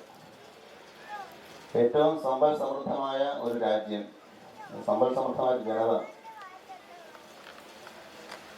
ആരെയും ആക്രമിച്ചിട്ടോ കൊള്ളയടിച്ചിട്ടോ ഒന്നും അല്ല ആ സമ്പത്ത് അവരുണ്ടാക്കിയിരുന്നത്. ഈ നാട്ടിലെ പ്രകൃതി വിഭവങ്ങൾ ഉപയോഗിച്ച് സ്വന്തം അധ്വാനത്തിൽ നിന്ന് ഉണ്ടാക്കിയെടുത്ത സമ്പത്താണ് ഭാരതത്തിലുണ്ടായിരുന്നത്. ഇത് സാധ്യമായിരുന്നത് അന്നത്തെ ഒരു ജീവിത രീതിയുടെ ഒരു മെച്ചമായിട്ട് നമുക്ക് പറയാൻ സാധിക്കും. ഇന്നിപ്പോൾ നമ്മൾ മനസ്സിലാക്കുന്ന ക്യാപിറ്റലിസമോ കമ്മ്യൂണിസമോ ഒന്നും ആയിരുന്നില്ല എന്ന് നിലയിലിരുന്നത്. ഒരു വലിയ സംസ്കാരമാണ് നിലവിലുന്നത്, പ്രധാനമായിട്ടും വലിയ സംസ്കാരമാണ് നിലവിലിരുന്നത്. അതിൻ്റെ കുറ്റങ്ങളെക്കുറിച്ചും കുറവുകളെക്കുറിച്ചും ധാരാളം നമ്മൾ കേട്ട് കഴിഞ്ഞിട്ടുണ്ട്. അതിനെക്കുറിച്ചൊന്നും വിശദീകരിക്കേണ്ട ആവശ്യമില്ല. പക്ഷെ ആ കുറ്റങ്ങളും കുറവുകളും പറയുന്ന നമ്മൾ മനസ്സിലാക്കേണ്ട ഒരു കാര്യം, ലോകത്തിൽ ഒരു സംസ്കാരവും ഒരു വ്യവസ്ഥിതിയും സാമ്പത്തിക വ്യവസ്ഥിതിയും ഇത്രയധികം നൂറ്റാണ്ടുകൾ 10-14 നൂറ്റാണ്ടുകളോളം 10-15 നൂറ്റാണ്ടുകളോളം ഏറ്റവും ഉയർന്ന നിലയിൽ നിലനിൽക്കാൻ സാധിച്ചതായിട്ട് ചരിത്രം രേഖപ്പെടുത്തിയിട്ടില്ല, ഇതുവരെ രേഖപ്പെടുത്തിയിട്ടില്ല. ഇന്നും ആ സംസ്കാരം ഭാരതത്തിൽ അവശേഷിക്കുന്നു, സജീവമായിട്ട് തന്നെ അവശേഷിക്കുന്നു. ഇന്ന് നമുക്കതിനെ പുനർജീവിപ്പിക്കാൻ സാധിക്കും. ഇന്നത്തെ കാലഘട്ടത്തിന് അനുസരിച്ച് അത് പുനർജീവിപ്പിക്കാൻ സാധിക്കും. ഇപ്പോൾ അമ്മയുടെ 60ാം ജന്മദിനാഘോഷങ്ങൾ കഴിഞ്ഞതേ ഉള്ളൂ. അത് പങ്കെടുത്തിട്ടുള്ള അല്ലെങ്കിൽ അത് ടി വിയിൽ കണ്ടിട്ടുള്ള എല്ലാവർക്കും മനസ്സിലാക്കാൻ സാധിക്കുന്ന ഒരു കാര്യമുണ്ട്. വളരെ വ്യക്തമായിട്ട് സംശയരഹിതമായിട്ട് മനസ്സിലാക്കാൻ സാധിക്കുന്ന ഒരു കാര്യമുണ്ട്. മാതാമുണ്ടായ മഠം ഒരു പ്രധാനമായിട്ടൊരു ആധ്യാത്മിക പ്രസ്ഥാനമാണ്, സാമൂഹ്യ സേവന പ്രസ്ഥാനമാണ്. അപ്പം ഈ 60 വയസ്സാണ് ഇപ്പോൾ ആയിട്ടുള്ളത്. ആദ്യത്തെ ഒരു 10-20 വർഷം തള്ളിക്കഴിഞ്ഞാൽ 40 വർഷം ഉണ്ടാവുമോ സജീവമായിട്ട് കർമ്മമണ്ഡലത്തിൽ, സാമൂഹ്യ മണ്ഡലത്തിൽ നമ്മൾ പ്രവർത്തിക്കാൻ തുടങ്ങിയിട്ട്. അമ്മ ആരംഭിച്ച യൂണിവേഴ്സിറ്റിക്ക് 10 വർഷത്തെ ആയുസേ ഉള്ളൂ, പ്രായമേ ഉള്ളൂ. ഈ 10 വർഷം കൊണ്ട് അമ്മ ആരംഭിച്ചിട്ടുള്ള ഒരു യൂണിവേഴ്സിറ്റിയിൽ അവർ നടത്തിയിട്ടുള്ള ഗവേഷണങ്ങൾ, അതിൻ്റെ ഫലങ്ങൾ അത് ആ ദിവസം പലതൊന്ന് അവിടെ പ്രകാശിപ്പിക്കുകയുണ്ടായി. ഇന്ന് കേരളത്തിൽ മറ്റ് ഗവൺമെൻറ് സ്ഥാപനങ്ങളിലോ അല്ലെങ്കിൽ മറ്റ് സ്വകാര്യ കോളേജുകളിലോ ഒന്നും തന്നെ ഇത്രയധികം ഗവേഷണങ്ങൾ ഇത്രയധികം വൈവിധ്യമാർന്ന മേഖലകളിൽ നടക്കുന്നുവെന്ന് പറയാൻ സാധിക്കില്ല. ഈ ഒരു 10 വർഷം മാത്രം പ്രായമുള്ള യൂണിവേഴ്സിറ്റി ഇത്രയധികം കാര്യങ്ങൾ ചെയ്യാൻ സാധിക്കുന്നത് എങ്ങനെയാണ്? അമ്മയാണെങ്കിൽ വലിയ വിദ്യാഭ്യാസമുള്ള സ്ത്രീയൊന്നുമല്ല, 4ാം ക്ലാസ് വരെ പഠിച്ചിട്ടുള്ളൂ. പക്ഷെ ഇതൊക്കെ ചെയ്യാൻ സാധിക്കുന്നത് എങ്ങനെയാണ്? അതിൻ്റെ ശക്തി, അമ്മയുടെ ശക്തി, നമ്മുടെ പ്രസ്ഥാനത്തിൻ്റെ ശക്തി. അമ്മ ഒരു കേവലം ഭാരതീയമായ ഗ്രാമീണമായ ഒരു ജനതയുടെ പ്രതിനിധിയാണ്. ഒരു കറുത്ത സ്ത്രീയാണ്, ജാതി എന്നൊരു സ്ത്രീയാണ്. വളരെ പാവപ്പെട്ട കുടുംബത്തിൽ എല്ലാ കഷ്ടപ്പാടുകളും, കുടുംബജീവിതത്തിലെ എല്ലാ കഷ്ടപ്പാടുകളും അനുഭവിച്ച് വളർന്നു വന്ന ഒരു സ്ത്രീയാണ്. ആ അമ്മയുടെ നേതൃത്വത്തിലാണ് ഈ ഗവേഷണങ്ങളെല്ലാം നടക്കുന്നത്. അമ്മയാണ് വിഷയങ്ങൾ നിർദ്ദേശിക്കുന്നത്, ഏത് വിഷയത്തിൽ ഗവേഷണം നടത്തണം, അതിൻ്റെ പല കാര്യങ്ങൾക്കും മാർഗനിർദ്ദേശം കൊടുക്കുന്നത് അമ്മയാണ്. അപ്പോൾ ഒരു ഋഷിതുല്യായ ഒരു വ്യക്തിക്ക്, ജ്ഞാനിയായ ഒരു വ്യക്തിക്ക് ആ ഭാരതത്തിൻ്റെ നഷ്ടപ്പെട്ടുപോയ സംസ്കാരം വീണ്ടെടുക്കാനും ഇന്നത്തെ ലോകത്തിലും അതിനെ പുനരാവിഷ്കരിക്കാനും കഴിയും എന്ന് അമ്മ തൻ്റെ ജീവിതം കൊണ്ട് തെളിയിച്ച് കഴിഞ്ഞിരിക്കുകയാണ്. നമുക്ക് നിഷേധിക്കാൻ സാധിക്കുന്ന കാര്യങ്ങളൊന്നുമല്ല. ഇത് നമുക്കെല്ലാം പ്രത്യക്ഷമായിട്ട് ഭൗതികമായിട്ട് തന്നെ അറിയാൻ പറ്റുന്ന കാര്യങ്ങളാണ്. വിശ്വാസത്തിൻ്റെ ഒന്നും ആവശ്യമില്ല. അപ്പോൾ ഇത് പ്രായോഗികമായിട്ട് ഇന്നും ഈ ധർമ്മത്തിന് പ്രസക്തിയുണ്ട്, ഈ ആദർശങ്ങൾക്ക് പ്രസക്തിയുണ്ട്. പിന്നെ വേണ്ട പോലെ ഉപയോഗിക്കുകയാണെങ്കിൽ നമ്മുടെ ജീവിതം അതുകൊണ്ട് സമ്പുഷ്ടമായി തീരും, നമ്മുടെ സമൂഹം സമ്പന്നമായി തീരും, ഭാരതത്തിൻ്റെ ഭാവി തന്നെ മാറ്റി എഴുതാൻ നമുക്ക് സാധിക്കും എന്നുള്ളൊരു സംശയമില്ല. ഇതിനെപ്പറ്റിയുള്ള ഒരു അവബോധം നമുക്ക് എല്ലാവർക്കും ഉണ്ടാകേണ്ടത് വളരെ ആവശ്യമാണ്, പ്രത്യേകിച്ച് കേരളീയരായ നമുക്ക്. ഇതിനെ ഈ വേദി ഉപകാരപ്പെടട്ടെ ഞാൻ പ്രാർത്ഥിക്കുന്നു. ഈ ഗ്രന്ഥങ്ങൾ ഈ മാർഗത്തിൽ ഒരു തീരട്ടെ എന്ന് പ്രാർത്ഥിക്കുന്നു. ഇതിനുവേണ്ട എല്ലാ മംഗളാശംസകൾ നേർന്നുകൊണ്ട് ഈ വാക്കുകൾ മേൽത്തട്ടങ്ങളെ സമർപ്പിച്ചുള്ളൂ. ശ്രീ സി.പി. നായർ IAS-ലെ പ്രഭാഷണത്തിനായി ക്ഷണിക്കുന്നു. ശ്രീ സ്വാമി ശിവാനന്ദ ആദരണീയനായ ശ്രീ രാമേന്ദ്രൻ നായർ, ശ്രീമതി കമല നരേന്ദ്രകൃഷ്ണൻ, ശ്രീ സുരേഷ്, ഗുരുജനങ്ങളുടെ സുഹൃത്തുക്കൾ, ശ്രീമദ് ഭഗവത്ഗീതയിൽ പ്രസിദ്ധമായ ഒരു ശ്ലോകാർത്ഥമുണ്ട്. വാസുദേവ സർവം വിധി സമഹാത്മാ സുഹൃദ. വാസുദേവനാണ് എല്ലാം എന്ന് വിശ്വസിക്കുന്ന ആ മഹാത്മാവ് വളരെ വളരെ അപൂർവമാണ്, സുഹൃദവനാണ്, വെരി പേഴ്സണാലിറ്റി എന്ന് ഭഗവാൻ.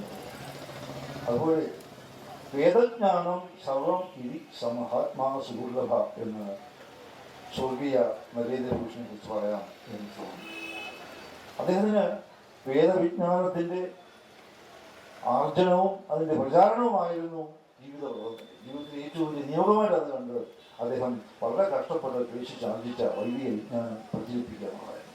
വളരെ അസാധാരണമായ ഒരു വ്യക്തിത്വമായിരുന്നു. മഹാത്മാ സുദുർലഭ എന്ന് അദ്ദേഹത്തെ കുറിച്ച് ധൈര്യമായി പറയുന്നത്. വളരെ സമ്പന്നമായ ഒരു കുടുംബത്തിൽ 1927 ജനിച്ചു.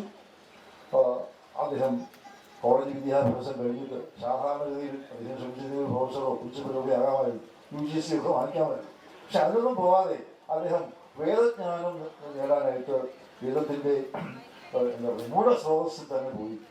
അന്ന് ഹരിയാനയിലോട്ട് ഉണ്ടായിരുന്ന ഒരു വേദ പാഠശാലയിൽ പോയി സ്വാമി ദയാനന്ദ സരസ്വതിയെ തൻ്റെ ഗുരുവായി വലിച്ചിട്ട് വൈദിക വിജ്ഞാനം സമഗ്രമായി മഹാഗുരുവിൻ്റെ പ്രയോഗം കടന്നു പറഞ്ഞാൽ സാങ്കോപാർണമായും സരഹസ്യമായും പഠിച്ചു. ഇനി ഒന്നും പഠിക്കാനില്ല എന്നുള്ള രീതിയിൽ എല്ലാ വിജ്ഞാനം ആർജിച്ചു. അത് കഴിഞ്ഞ് അദ്ദേഹം തിരിച്ചു വന്നു. ജീവിതം മുഴുവൻ അതിൻ്റെ പ്രചാരണത്തിന് വേണ്ടി വിനിയോഗിക്കുകയാണ് ചെയ്തത്. ഒരു നേട്ടവും ഉണ്ടാകില്ല എന്നറിഞ്ഞുകൊണ്ട് തന്നെയാണ് കൃപണാഫലഹേത എന്ന് ഭഗവാൻ പറയുന്നത്. ഫലത്തെക്കുറിച്ച് മാത്രം ചിന്തിച്ച് കർമ്മം ചെയ്യുന്നത് കൃപണന്മാരാണ്. അപ്പം അദ്ദേഹം ഫലത്തെക്കുറിച്ച് ചിന്തിച്ചേയില്ല എന്ന് മാത്രമല്ല, അദ്ദേഹം അതിബുദ്ധിമാനായിരുന്നു. ഇതുകൊണ്ട് ഒന്നും നേടാനാവില്ല, ദുരിതവും കഷ്ടപ്പാടും ദൃഢഭാരവും മാത്രമേ ഉണ്ടാവുള്ളൂ എന്ന് അദ്ദേഹം അറിയാമായിരുന്നു. അതുപോലെ ഒന്നും സംഭവിച്ചു. അദ്ദേഹം അന്തരിക്കുമ്പോൾ വളരെ വേദനയോട് പറയട്ടെ, 50 ലക്ഷം രൂപയുടെ ഒരു കടം കിട്ടിയിട്ടാണ് അദ്ദേഹം പോയത്. ആ കടം ഉണ്ടായത് ഈ വൈദിക വിജ്ഞാനം പ്രചരിപ്പിക്കാൻ ശ്രമിച്ചത്. ഒരുപാട് പുസ്തകങ്ങൾ ഒരു ജീവിതകാലത്ത് 73 വർഷം മാത്രം ദൈർഘ്യമുണ്ട്. ജീവിതകാലത്ത് 108 പുസ്തകങ്ങൾ അദ്ദേഹം എഴുതി. ചിന്തിക്കണം, അത് വെറും പുസ്തകങ്ങളൊന്നുമല്ല. ഇവിടെ 70 നോവലുകളൊക്കെ എഴുതിയ ആളുണ്ട് മലയാളത്തിൽ. ഇപ്പോഴുള്ള ബൃഹദ്ഗ്രന്ഥങ്ങൾ 4 പുസ്തകങ്ങളാണ് അദ്ദേഹത്തിൻ്റെ ഏറ്റവും വിശിഷ്ടമായ സംഭാവനകളാക്കി തോന്നിയിട്ടുള്ളത്. ഒന്ന് ചതുർവേദ സംഹിത, 4 വേദങ്ങളുടെയും കൂടി ഒരു സമാഹാരം ഒറ്റ പുസ്തകമായിട്ട് മലയാള ലിപിയിൽ ലിപ്യന്തരണം നടത്തി ആദ്യമായിട്ടാണ് മലയാളത്തിൽ ഈ പുസ്തകം. ആ പുസ്തകം കൊണ്ട് അദ്ദേഹം കേറാത്ത പോകാത്ത സ്ഥലങ്ങളില്ല. സാംസ്കാരിക വകുപ്പ് എനിക്ക് സഹായം ചെയ്തു. തിരുവിതാംകൂർ ദേവസ്വം കൂടി പോയി നിർഭാഗ്യവശാൽ ഞാനൊന്ന് ദേവസ്വം കമ്മീഷനായിട്ടിരിക്കുകയാണ്. സങ്കടത്തോട് പറഞ്ഞ് അന്ന് ഇതുകൊണ്ട് പ്രസിഡന്റ് മെമ്പർമാരും കാണാൻ പോകേണ്ട കാര്യമൊന്നും എനിക്ക് തോന്നുന്നില്ല. കാരണം പാഷാണ പട്ടയ കൃഷി എന്ന് പണ്ട് വലിയ തമ്പുരാൻ പറഞ്ഞ പോലെ അവരുടെ പറഞ്ഞാൽ ഒരു കാര്യമില്ല, ഇതൊന്നും ആരും വാങ്ങിക്കാൻ പോകും. അതല്ല ശ്രമിച്ചതാണ്. ഒന്നും നടന്നില്ല എന്ന് ഞാൻ പിന്നീടാണ്. അതാണ് ചതുർവേദ സംഹിതയുടെ ചരിത്രം. പിന്നെ ഇത്രയും ഗംഭീരമായ ഇത്രയും വിപുലമായ സർവ സംശയശേദിയായ ഒരു വ്യാഖ്യാനം ദശോപനിഷത്തുണ്ടായിട്ടില്ല. ശ്രീശങ്കരൻ്റെ വ്യാഖ്യാനം ഞാൻ വായിച്ചിട്ടുണ്ട്, മുഴുവനില്ല, എനിക്കറിയാം. ഡോക്ടർ രാധാകൃഷ്ണൻ വായിച്ചിട്ടില്ല. അതൊന്നും ഇതിന് തുല്യമല്ല. ഇതിൻ്റെ ഒന്നാം പദ്ധതി ഞാൻ കണ്ടിട്ടുണ്ട്. ഓരോ സൂക്തവും എടുത്ത് ഇനി അതിൽ പറയാൻ ബാക്കിയൊന്നുമില്ല എന്നുള്ള രീതിയിൽ അതുപോലെ വേറൊന്നും മഹർഷി ദയാനന്ദ സരസ്വതി സത്യാർത്ഥ പ്രകാശം സ്വന്തം വ്യാഖ്യാനം അദ്ദേഹത്തിൻ്റെ സംസ്കൃത മൂലവും മലയാള വ്യാഖ്യാനമായിട്ട് പുസ്തകിച്ചു. പിന്നെ മഹാത്മാവായ യോഗമാന്യ തിലകൻ്റെ ബാലഗംഗാധര തിലകൻ്റെ ഗീതാ രഹസ്യം. അതുപോലെ വലിയ എങ്ങനെ ഇതൊക്കെ സാധിക്കുന്നെങ്കിൽ അസാമാന്യമായ ഒരു ഊർജ്ജ സ്രോതസ് അദ്ദേഹത്തിനുണ്ടായിരുന്നു, ശക്തി വിശേഷം ഉണ്ടായിരുന്നു. ഇല്ലെങ്കിൽ ഇതൊന്നും ചെയ്യാൻ പറ്റില്ല. ഈ 4 പുസ്തകങ്ങൾ ഒന്നും വേണ്ട, ഈ ഒറ്റ പുസ്തകം ഇത് മാത്രമേ അദ്ദേഹം എഴുതിയിരുന്നുള്ളൂ എങ്കിൽ കൂടി ആചാര്യ നരേന്ദ്രഭൂഷൺ ചിരസ്മരണീയനാകുമായിരുന്നു എന്ന് എനിക്ക് തോന്നുന്നു. അദ്ദേഹം അവിടെ നിർത്തിയില്ല. ഒന്നാമതൊരു മാസിക തുടങ്ങി അദ്ദേഹത്തിൻ്റെ പുത്രനും പത്നിയും അത് ഏറ്റെടുത്ത് ഭംഗിയായി നടത്തുന്നുണ്ട്. പിന്നെ ജാതിമത ഭേദമന്യേ വേദം പഠിക്കാൻ അർത്ഥതയുള്ള സംസ്കാരം മാത്രം മതി, വേറൊന്നും വേണ്ട, ജാതി മതം ഒന്നും വേണ്ട. അങ്ങനെയുള്ളത് പഠിക്കാനായിട്ട് ഗുരുവിനെ ഏർപ്പെടുത്തി ഒരുപാട് ഒരു ജീവിതകാലത്ത് ഇത്രയും മനുഷ്യൻ ചെയ്യാൻ നോക്കുമോ എന്ന് നമുക്ക് തോന്നുന്ന രീതിയിൽ അത്ഭുതകരമായ ഒരു കർമ്മ പ്രപഞ്ചമായിരുന്നു അദ്ദേഹം. എന്നാണ് അദ്ദേഹത്തിൻ്റെ വ്യാഖ്യാനങ്ങളുടെ ഇത്ര വലിയ വൈശിഷ്ട്യം ചിന്തിച്ചാൽ. ഇപ്പോൾ പരമ്പരാഗതമായിട്ട് സായനാഥാര്യൻ്റെ ഭാഷ്യമാണ് അദ്ദേഹം സ്വീകരിക്കുന്നത്. സായനാഥൻ ഏറ്റവും യാഥാസ്ഥിതികമാണ്, വളരെ യാഥാസ്ഥിതികമായ ഒരു പരിപ്രേക്ഷ്യത്തിൽ നിന്നാണ് അദ്ദേഹത്തിൻ്റെ വ്യാഖ്യാനം. ലളിതമാണ്, വളരെ ലളിതമായ വ്യാഖ്യാനം, പക്ഷെ അത് അങ്ങേറ്റവും കടകെട്ടി യാഥാസ്ഥികമാണ്. പിന്നെ അദ്ദേഹം വലിയ യാജ്ഞികനായിരുന്നു. യജ്ഞത്തിൻ്റെ പ്രാധാന്യത്തെക്കുറിച്ച് അങ്ങ് ഏറ്റവും ബോധവാനായതുകൊണ്ട് യജ്ഞത്തിന് പ്രാധാന്യം നൽകി ഒരു യജ്ഞ സെൻട്രിക്കായിട്ടുള്ള വ്യാഖ്യാനം. ഇതല്ല ആചാര്യ ഭൂഷണ വ്യാഖ്യാനം ഒന്നുമല്ല. അദ്ദേഹത്തിൻ്റെ എനിക്ക് തോന്നുന്നു ഏറ്റവും അടുത്ത് നമുക്ക് താരതമ്യപ്പെടുത്താവുന്നത് മഹർഷി അരവിന്ദ് ഭൂഷണയാണ്. അരവിന്ദ് ഭൂഷണ വേദവ്യാഖ്യാനം അത് രാധാകൃഷ്ണൻ ചിലപ്പോൾ സംശയം ഉണ്ടാക്കി, ഇത് നമ്മൾ അങ്ങനെ സ്വീകരിക്കാമോ, വളരെ വളരെ ബ്രില്യൻ്റാണ്, വളരെ ഉജ്ജ്വലമാണ്, പ്രൗഢമാണ്, പക്ഷേ ഇതൊക്കെയാണോ വേദങ്ങളുടെ അർത്ഥം എന്ന് രാധാകൃഷ്ണൻ പോലും എല്ലാവരും അദ്ദേഹത്തിൽ പോയി സംശയിക്കും. അതിൻ്റെ ദാർശനികമായ വശം മാത്രം ആരും അതുവരെ മനസ്സിലാക്കിയില്ലാത്ത കാര്യങ്ങളാണ് അരവിന്ദ് ഘോഷ് പറഞ്ഞത്. ഞാൻ അവിടെ കുറച്ച് വായിച്ചിട്ടുണ്ട്, വളരെ കുറച്ച്, പക്ഷേ കുറച്ച് വായിക്കുമ്പോൾ ഇങ്ങനെയൊക്കെയാണ് ഉദ്ദേശിച്ചിരിക്കുന്നത്, ഇതൊക്കെയാണ് ഇതിൻ്റെ അർത്ഥം, ഗായത്രി മന്ത്രത്തിൽ ഇതാണോ അർത്ഥം എന്നൊക്കെ സംശയിക്കും. അതുപോലെ ഇവിടെ ഉണ്ടാകും ഈ സംശയാത്മകമായിട്ട് ഇത് സമീപിക്കണമെന്നല്ല പറയുന്നത്. പക്ഷേ ഈ വികാരയെ സ്തുതീയ പന്ഥ എന്ന് നാടകത്തായ വികാരിയെ കുറിച്ച് പറയുന്ന പോലെ ഇതൊരു വിഭിന്നമായ വ്യാഖ്യാനം, പരമ്പരാഗതമായ ശൈലിയുള്ള വ്യാഖ്യാനമേ അല്ല, അവരെ സായന ശൈലിയുടെ വ്യാഖ്യാനമല്ല. നമ്മൾ ഉദ്ദേശിക്കാത്ത പല അർത്ഥങ്ങളും ഇന്നത്തെ ഈശാവാസി ഇതം സർവം, ഈശ്വരൻ ലോകത്തിൽ വ്യാപിച്ചിരിക്കുന്നു എന്ന ലളിതമായ ഋജുവായ യഥാർത്ഥമായ അർത്ഥം. അങ്ങനെയല്ല, അത് വളരെ വിപുലമായ അഗാധമായ ഒരു അർത്ഥ സമുച്ചയം ഉണ്ടെന്ന് ആചാര്യൻ ഉദ്ദേശിക്കാം. ഇങ്ങനെയല്ല അദ്ദേഹത്തിന് സമീപനമില്ല. അപ്പോൾ ഇത് ഈ അദ്ദേഹത്തിൻ്റെ വ്യാഖ്യാനങ്ങളുടെ വൈശിഷ്ട്യം, ഒരു വ്യാഖ്യാനമുണ്ട്, പിന്നെ ഒരെണ്ണം കൂടെ എന്തിനാണെന്ന് ചോദിച്ചാൽ ഇതാണ് പറഞ്ഞു വരാനുള്ളത്. ഇതുവരെ നമുക്ക് കേരളത്തിൽ മലയാളികളെങ്കിലും കണ്ടിട്ടുള്ള വ്യാഖ്യാനങ്ങൾ പോലെയല്ല ഇത്. എല്ലാം വിഭിന്നമാണ്, തികച്ചും നൂതനമായ, തികച്ചും ഉജ്ജ്വലമായ ഒരു സമീപനമാണ് ഇതിലുള്ളത്. അതുകൊണ്ട് തന്നെ ഇത് വായിക്കണം എന്നാണ് എനിക്ക് തോന്നുന്നത്. ഒരു മനുഷ്യന് ലക്ഷങ്ങളൊന്നും പറയാതിരിക്കാൻ നോക്കി ഇതൊക്കെ അത് വായിക്കാനാണ്. ഇത്ര ആളുകളോട് ഈ പുസ്തക പ്രകാശനത്തിൽ വന്നത് എനിക്കില്ല. അപ്പോൾ സാധാരണ ആളുകൾ വരുന്നത് 4-5 പേജാണ് ദാർശനിക പുസ്തകങ്ങളൊക്കെ വായിക്കാനാകും. അപ്പോൾ ഇതിൻ്റെ വിപണനം വലിയൊരു പ്രശ്നമാണ്. എങ്കിൽ കൂടി തികഞ്ഞ സാഹസം വെച്ചോട് ഏറ്റെടുത്ത അദ്ദേഹത്തിൻ്റെ സഹധർമ്മിയെയും പിന്നെ എൻ്റെ പ്രിയ സുഹൃത്ത് വേദപ്രകാശനം ഞാൻ ഹൃദയപൂർവ്വം അഭിനന്ദിക്കുന്നു.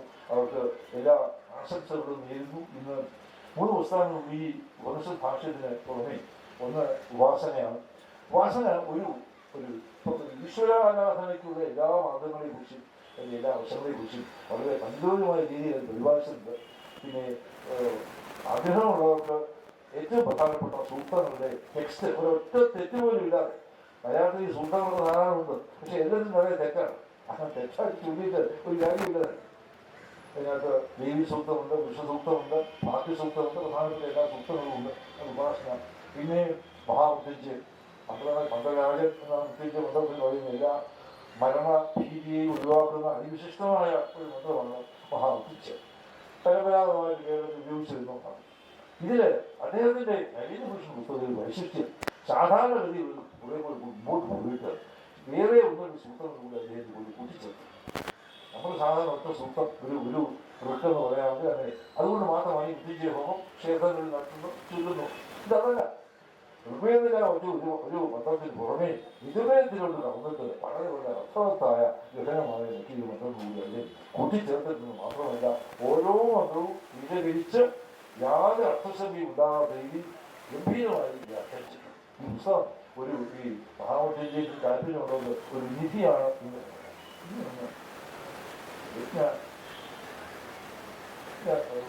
വിജയം എന്ന പുസ്തകം വിജയം കേരള സാഹിത്യക്കാരൻ്റെ വൈജ്ഞാനിക യുദ്ധത്തിനുള്ള പുരസ്കാരം ഈ പുസ്തകമാണ്. അതൊരു വിജ്ഞാനകോശം തന്നെ പറയാം. യാഗങ്ങളെ കുറിച്ചുള്ള എല്ലാ അറിവും അതിനകത്ത്. യാഗത്തിൻ്റെ സംവിധാനം എന്താണ്, സന്നാഹങ്ങൾ എന്തൊക്കെയാണ്, കൃഷിയ പിന്നെ വിന്യസിക്കുന്നത് എങ്ങനെയാണെന്ന് ഒരു പ്രശസ്തമായ അതിരാത്രി മുതൽ 10-20 യാഗങ്ങളുടെ എല്ലാ വിഷയങ്ങളും ഇതിനകത്ത്. ഈ വിഷയത്തിൽ താല്പര്യമുള്ളവർക്ക് ഇതിനേക്കാൾ നല്ല പുസ്തകമുണ്ട്. വേദോഖിലം യജ്ഞമൂലം എന്ന് ഈ പഴയ ആളുകൾ വേദം മുഴുവൻ യജ്ഞമൂലം, യജ്ഞമാണ് വേദത്തിൻ്റെ വേരുകൾ എന്ന് പോലും വിശ്വസിച്ചിരുന്ന ഒരു സമൂഹമാണ് ഭാരതീയം.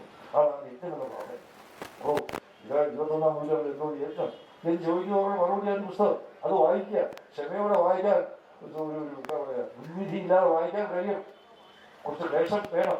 അതിന് അയാളുള്ളവർ മാത്രമേ തൊട്ടാൽ എല്ലാത്തിനും തൊട്ടാൽ കൈപിടിച്ചു പോകും. പക്ഷെ ആഗ്രഹിക്കുന്നവർ വേദങ്ങളെ കുറിച്ച് അഗാധമായ യാഗങ്ങളെ കുറിച്ച് പരിജ്ഞാനം വേണമെന്ന് ആഗ്രഹിക്കുന്നത് ഈ പുസ്തകങ്ങളും ഇവിടെ ഇന്ന് പ്രകാശം ചെയ്യപ്പെടുകയാണ്. അത് നിമിത്തമായത് എനിക്ക് വലിയ അഭിമാനം.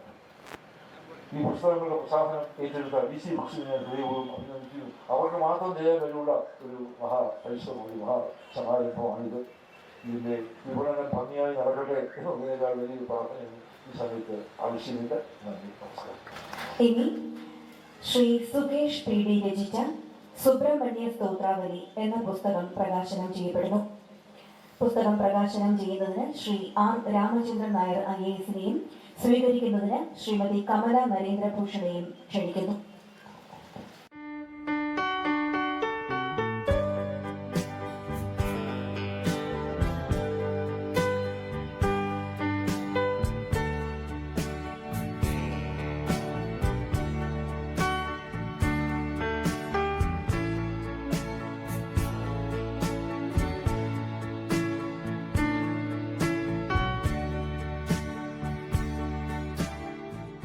ശ്രീ R. രാമചന്ദ്രൻ നായർ IASനെ പ്രഭാഷണത്തിനായി സ്വാഗതം ചെയ്യുന്നു.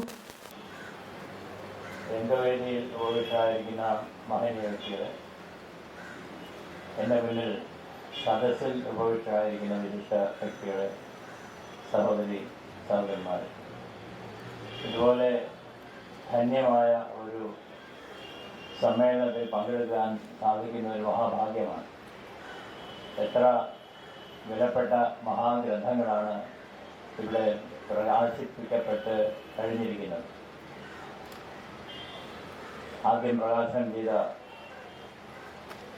ദശോപനിഷത്തുകളുടെ ശ്രുതിപ്രിയ ഭാഷ്യം രചിച്ച ആചാര്യ നരേന്ദ്രഭൂഷൺ അവരുമായി എനിക്ക് ദീർഘകാലത്തെ പരിചയമുണ്ടായിരുന്നു. ഈ രംഗത്ത് അദ്ദേഹം അനുഷ്ഠിച്ചിട്ടുള്ള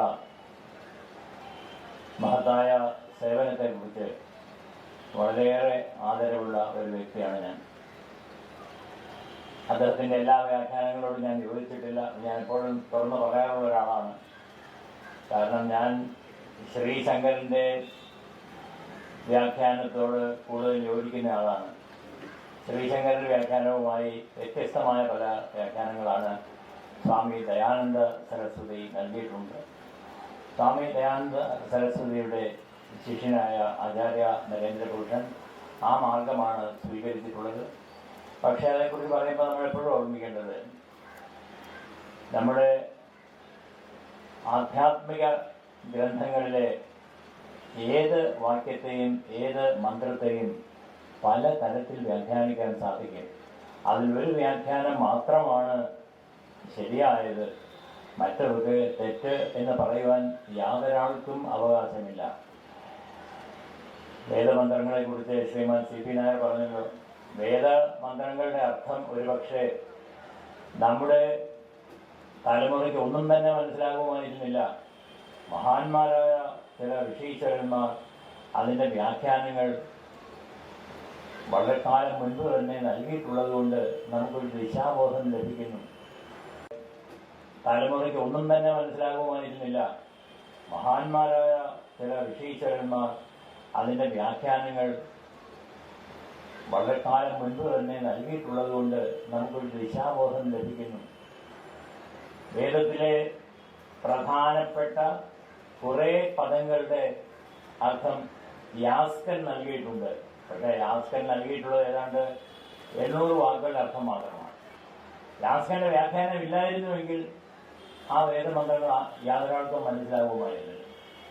പക്ഷെ നൂറ്റാണ്ടുകൾക്ക് ശേഷം അത്ഭുത പ്രതിഭനായ സായണാചാര്യർ അദ്ദേഹത്തിന് വ്യാഖ്യാനം കൊണ്ടുവന്നു. സായണാചാര്യരുടെ വ്യാഖ്യാനത്തോട് യോജിക്കാത്തവരുണ്ടാവാം, അദ്ദേഹം പറഞ്ഞിട്ടുള്ളതെല്ലാം സ്വീകാര്യമല്ല എന്ന് കരുതുന്നതൊക്കെയാണെങ്കിലും സായണാചാര്യരുടെ വ്യാഖ്യാനത്തിൽ കൂടിയാണ് യഥാർത്ഥത്തിൽ ഇന്ന് വേദത്തിലെ മന്ത്രങ്ങളെ മനുഷ്യർ മനസ്സിലാക്കുന്നത്. അതില്ലായിരുന്നുവെങ്കിൽ നമ്മൾ വെറുതെ കാട്ടിൽ കിടക്കുന്ന തപ്പുകയെ ചെയ്യുമായിരുന്നുള്ളൂ. ശബ്ദജാലം മഹാരണ്യം ചിത്തഭ്രമണ കാരണം എന്ന് ശങ്കരാചാര്യ സ്വാമി പറഞ്ഞിട്ടുണ്ട്. അങ്ങനെ ചിത്തഭ്രമണ കാരണമായ ശബ്ദജാലം മാത്രമായി വേദങ്ങൾ അവശേഷിക്കാതിരിക്കുന്നത് സായണാചാര്യരുടെ വ്യാഖ്യാനത്തിൻ്റെ ആ ഒരു വെളിച്ചം നമ്മുടെ ഉള്ളിൽ ഉള്ളത് കൊണ്ടാണ്. പക്ഷേ നേരത്തെ പറഞ്ഞതുപോലെ സായണാചാര്യരുടെ വ്യാഖ്യാനം എല്ലാം അതേപടി സ്വീകരിക്കപ്പെടേണ്ടതാണോ എന്നുള്ള ഒരു സംശയം എപ്പോഴും അവശേഷിക്കാം. ആചാര്യ നരേന്ദ്രഭൂഷൺ അദ്ദേഹത്തിൻ്റെതായ വ്യാഖ്യാനങ്ങൾ നൽകി എന്നുള്ളത് കേരളീയരായ നമ്മെ സംബന്ധിച്ചിടത്തോളം വലിയൊരു ഭാഗ്യമാണ്.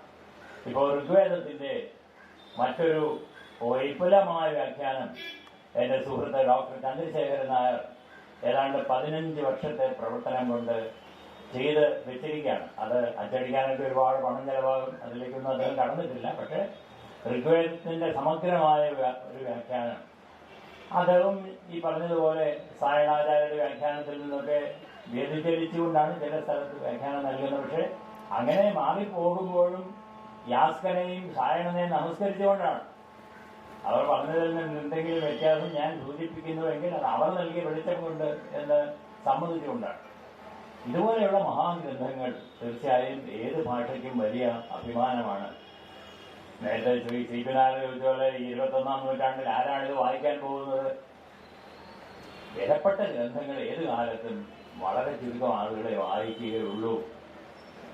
ഭഗവത്ഗീതയുടെ ഉപദേശഭാഗം മുഴുവൻ സർവധർമാൻ പരിത്യജ്യ മാമേകം ശരണം മൃത അഹം ത്വാം സർവഭാവേഭ്യോ ഭക്ഷയിക്കാന് മാ ചുര എന്ന് പറഞ്ഞതിന് ശേഷം തൊട്ടടുത്ത് ശ്രീകൃഷ്ണ പരമാത്മാവ് പറയുന്നത് എന്താണ്? ഇത് പുറത്തിറങ്ങി കാണുന്ന ആളുകളോടൊക്കെ പറഞ്ഞു കളയരുത്. ഞാനീ പറഞ്ഞത് വളരെ വിശേഷപ്പെട്ട ആശയങ്ങളാണല്ലോ, എന്നാൽ ഇത് ലോകത്തുള്ളവർക്കൊക്കെ പറഞ്ഞു കളയാമെന്ന് ധരിച്ച് നീ പുറപ്പെടരുത്.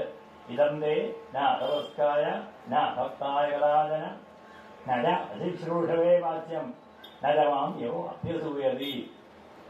പലതരം ആളുകളുണ്ട്, അവരോടൊന്നും ഇത് പറയരുത്. കാരണം എന്താണെന്ന് വെച്ചാൽ ബഹുഭൂരിപക്ഷം ആളുകൾക്കും ഇതിലൊന്നും താല്പര്യമില്ല. ആ ശ്ലോകം വ്യാഖ്യാനിക്കുമ്പോൾ ശ്രീശങ്കര ഭഗവത്പാദർ പറയുന്നുണ്ട്, ഇന്നത്തേതുപോലെ അന്നത്തെ കാലത്തും ഇതൊക്കെ വേണമെന്നുള്ള ആളുകൾ തുച്ഛമായിരുന്നു. ഇന്നത്തേതുപോലെ അദ്ദേഹം പറയുന്നത് 1200 വർഷം ഇന്നത്തെ ഭാരതത്തെ കുറിച്ചാണ്. അപ്പൊ ശങ്കരാചാര്യ സ്വാമികളുടെ കാലത്ത് ഇതൊക്കെ അറിയാൻ ആഗ്രഹിക്കുന്ന ആളുകൾ ചുരുക്കമായിരുന്നുവെങ്കിൽ നമ്മളുടെ കാലത്ത് അങ്ങനെ ആയി പോകുന്നതിൽ വല്ല അതിശയമുണ്ടോ? ഏത് കാലഘട്ടത്തിലും വളരെ ചെറിയ ഒരു ശതമാനം ആളുകൾക്ക് വേണ്ടിയാണ് ഈ മഹാഗ്രന്ഥങ്ങൾ ഒക്കെ രചിക്കപ്പെടുന്നത്. ആചാര്യ നരേന്ദ്രഭൂഷന്റെ ഈ ഭാഷ്യമൊക്കെ നാട്ടിലുള്ള സകല ആളുകളും വായിച്ച് ചെറുകഥയും നോവലും ഒക്കെ വായിക്കുന്നത് പോലെ അങ്ങ് രസിച്ചു കളയും എന്നുള്ള യാതൊരു തെറ്റിദ്ധാരണയും അദ്ദേഹത്തിനുണ്ടായിരുന്നില്ല. ഇതിന്റെ പ്രസിദ്ധീകരണം നിർവഹിക്കുന്ന DC ബുക്സിനും അങ്ങനെ ഒരു തെറ്റിദ്ധാരണ ഉണ്ടാവുകയില്ല എന്ന് ഞാൻ വിചാരിക്കുന്നു. എന്നെ പ്രകാശനം ഏൽപ്പിച്ചത് സുബ്രഹ്മണ്യ സ്തോത്രാവലിയാണ്. ഞാനത് വായിച്ചിട്ടില്ല. അതിൽ വളരെയേറെ സംസ്കൃതത്തിലും മലയാളത്തിലും തമിഴിലുമുള്ള സ്തോത്രങ്ങൾ സമാഹരിച്ചിട്ടുണ്ട് എന്ന് പറഞ്ഞ് മനസ്സിലാക്കാൻ കഴിഞ്ഞു. കഷ്ടകാലത്ത് ഞാൻ എവിടെ എപ്പോഴും പോകുമ്പോൾ കണ്ണാടി എടുത്തുകൊണ്ടാണ്. ഇന്ന് വീട്ടിൽ നിന്ന് ഇറങ്ങുമ്പോൾ കണ്ണാടി എടുക്കാത്തതുകൊണ്ട് ഈ എൻ്റെ കയ്യിൽ പുസ്തകം കിട്ടിയാലും എനിക്ക് വായിക്കാൻ നിർബന്ധില്ല. വീട്ടിൽ ചെന്നിട്ടേ വായിക്കാൻ പറ്റൂ. അതുകൊണ്ട് ഏതെല്ലാം സ്തോത്രങ്ങളാണ് അതിൽ ഉൾപ്പെടുത്തിയിരിക്കുന്നത് എന്ന് കാണുവാൻ സാധിച്ചില്ല. തീർച്ചയായും നമ്മുടെ നാട്ടിൽ ഭക്തി, ഇഷ്ടദേവതാ ഭക്തിയാണ് ഹിന്ദുക്കളെ സംബന്ധിച്ചിടത്തോളം. ഈശ്വരൻ എന്ന് പറഞ്ഞാൽ ഒരു പ്രത്യേക രൂപം മാത്രം, അങ്ങനെ തന്നെ ആരാധിച്ചുകൊള്ളണം എന്ന് നമ്മുടെ ആചാര്യന്മാർ പറഞ്ഞിട്ടില്ല. നിനക്ക് ഇഷ്ടമുള്ള രീതിയിൽ ഭജിച്ചോണം. അമ്മയായിട്ട്, മഹാത്രിപുര സുന്ദരിയായിട്ട്, അങ്ങനെയെങ്കിൽ അങ്ങനെ, പരമശിവനായിട്ട്, മഹാവിഷ്ണുവായിട്ട്, ഉണ്ണികൃഷ്ണനായിട്ട്, നരസിംഹമായിട്ട്, ധർമ്മശാസ്താവായിട്ട്, സുബ്രഹ്മണ്യസ്വാമിയായിട്ട്. അപ്പോൾ അനേകം സുബ്രഹ്മണ്യ ഭക്തന്മാര് നാട്ടിലുണ്ട്. അവരെ സംബന്ധിച്ചിടത്തോളം പ്രത്യേകിച്ചും ഈ അടുത്ത കാലത്ത് എൻ്റെ ശ്രദ്ധയിൽപ്പെട്ട ഒരു കാര്യം, ഷഷ്ഠിവ്രതം വളരെ പ്രചാരത്തിൽ വന്നുകൊണ്ടിരിക്കുകയാണ്. ഷഷ്ഠിവ്രതം സുബ്രഹ്മണ്യ ഭക്തന്മാർ. അതുകൊണ്ട് സുബ്രഹ്മണ്യ ഭജനം നടത്തുവാൻ ആഗ്രഹിക്കുന്ന ആളുകൾ ധാരാളം നമ്മുടെ നാട്ടിലിപ്പോൾ ഉണ്ട്. അവർക്ക് തീർച്ചയായും പ്രയോജനപ്പെടുന്ന ഒരു സ്തോത്ര സമാഹരണമാണ് ഇവിടെ നിർവഹിക്കപ്പെട്ടിട്ടുള്ളത് എന്ന് ഞാൻ പൂർണ്ണമായി വിശ്വസിക്കുന്നു. തീർച്ചയായും എന്നെപ്പോലെ ഒരാൾക്ക് ഇതുപോലെയുള്ള, കാരണം ഞാൻ കുറേ കാലമായിട്ട് എന്തെങ്കിലും എഴുതുന്നതൊക്കെ സ്തോത്രങ്ങളാണ്. എന്നോട് ഒരാൾ ചോദിച്ചിട്ട് എന്താ സംസ്കൃതത്തിൽ ഇഷ്ടംപോലെ സ്തോത്രങ്ങൾ എന്തിനെ സാറിന് ഞാൻ സ്തോത്രം എഴുതുന്നത്? എഴുതാൻ നമുക്കൊരു പ്രചോദനം ഉള്ളിൽ നിന്ന് വരുന്നു. കഴിഞ്ഞ ഒരു 4-5 വർഷക്കാലമായിട്ട് ഞാൻ 3-4 സ്തോത്ര ഗ്രന്ഥങ്ങളാണ് രചിച്ചിട്ടുള്ളത്. അപ്പം അങ്ങനെ ഈ സ്തോത്രങ്ങളോട് പ്രത്യേകമായ ഒരു ആഭിമുഖ്യമുള്ള ഒരു വ്യക്തി എന്ന നിലയ്ക്ക് തീർച്ചയായും ഞാൻ ഇതുപോലെ ഒരു ഗ്രന്ഥത്തിൻ്റെ പ്രകാശനം എന്നെ ഏൽപ്പിച്ചതിൽ അങ്ങേയറ്റം കൃതജ്ഞനാണ്. ഈ സുബ്രഹ്മണ്യ സ്തോത്രാവലി കേരളീയർക്ക് അങ്ങേയറ്റം പ്രയോജനപ്രദമായി തീരട്ടെ, ഈ ഗ്രന്ഥത്തിന് വിപുലമായ പ്രചാരം ലഭിക്കുമാറാകട്ടെ എന്ന് ആശംസിച്ചുകൊണ്ടും ഗ്രന്ഥകാരന് സർവ്വ ജീവിത സൗഭാഗ്യങ്ങളും ഉണ്ടാകട്ടെ എന്ന് ആശീർവദിച്ചുകൊണ്ടും ഞാൻ വാക്കുകൾ അവസാനിപ്പിക്കുന്നു. നമസ്കാരം. ശ്രീമതി കമല നരേന്ദ്രഭൂഷണെ പ്രഭാഷണത്തിനായി സ്വാഗതം ചെയ്യുന്നു.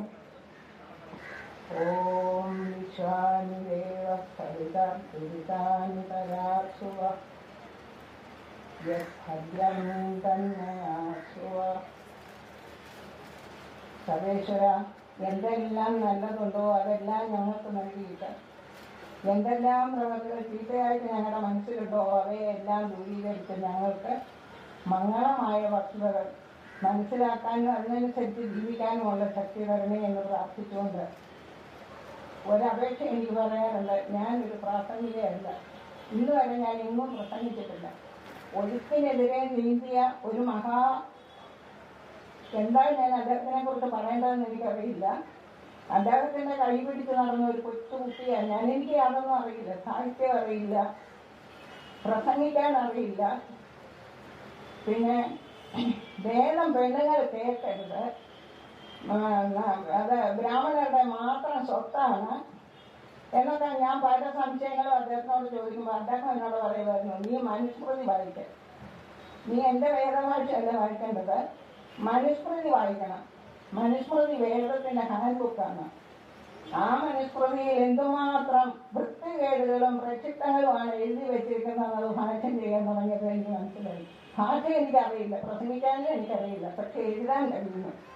വായിച്ചിട്ട് അദ്ദേഹത്തിനെ ഗുരുവായി സങ്കല്പിച്ചുകൊണ്ട് സർവേശ്വരൻ്റെ നമുക്ക് ഞാൻ എഴുതുന്നുണ്ട് എന്തൊക്കെയോ. എനിക്ക് പ്രസംഗിക്കാൻ പറഞ്ഞ ഒരു വലിയ ശിക്ഷയായിട്ട് തോന്നുന്നു. ഏതായാലും അദ്ദേഹത്തിൻ്റെ പുസ്തകങ്ങൾ മലയാളികളുടെ കൈകളിൽ കൊണ്ടെത്തിക്കുന്നതിന് ഞാനും എൻ്റെ കുടുംബവും മകനും മകളും അവരുടെ പരമ്പരയും വേണ്ട രീതിയിൽ ഞങ്ങളെ സഹായിച്ചു നിൽക്കുന്നത് തന്നെ ഈശ്വര കാരുണ്യമെന്ന് ഞാൻ കരുതുകയാണ്. ആ വേദം പ്രചരിപ്പിച്ച് ജീവിതം ധന്യമാക്കാനും വേദം എല്ലാ മനുഷ്യരുടെയും സ്വത്താണ്.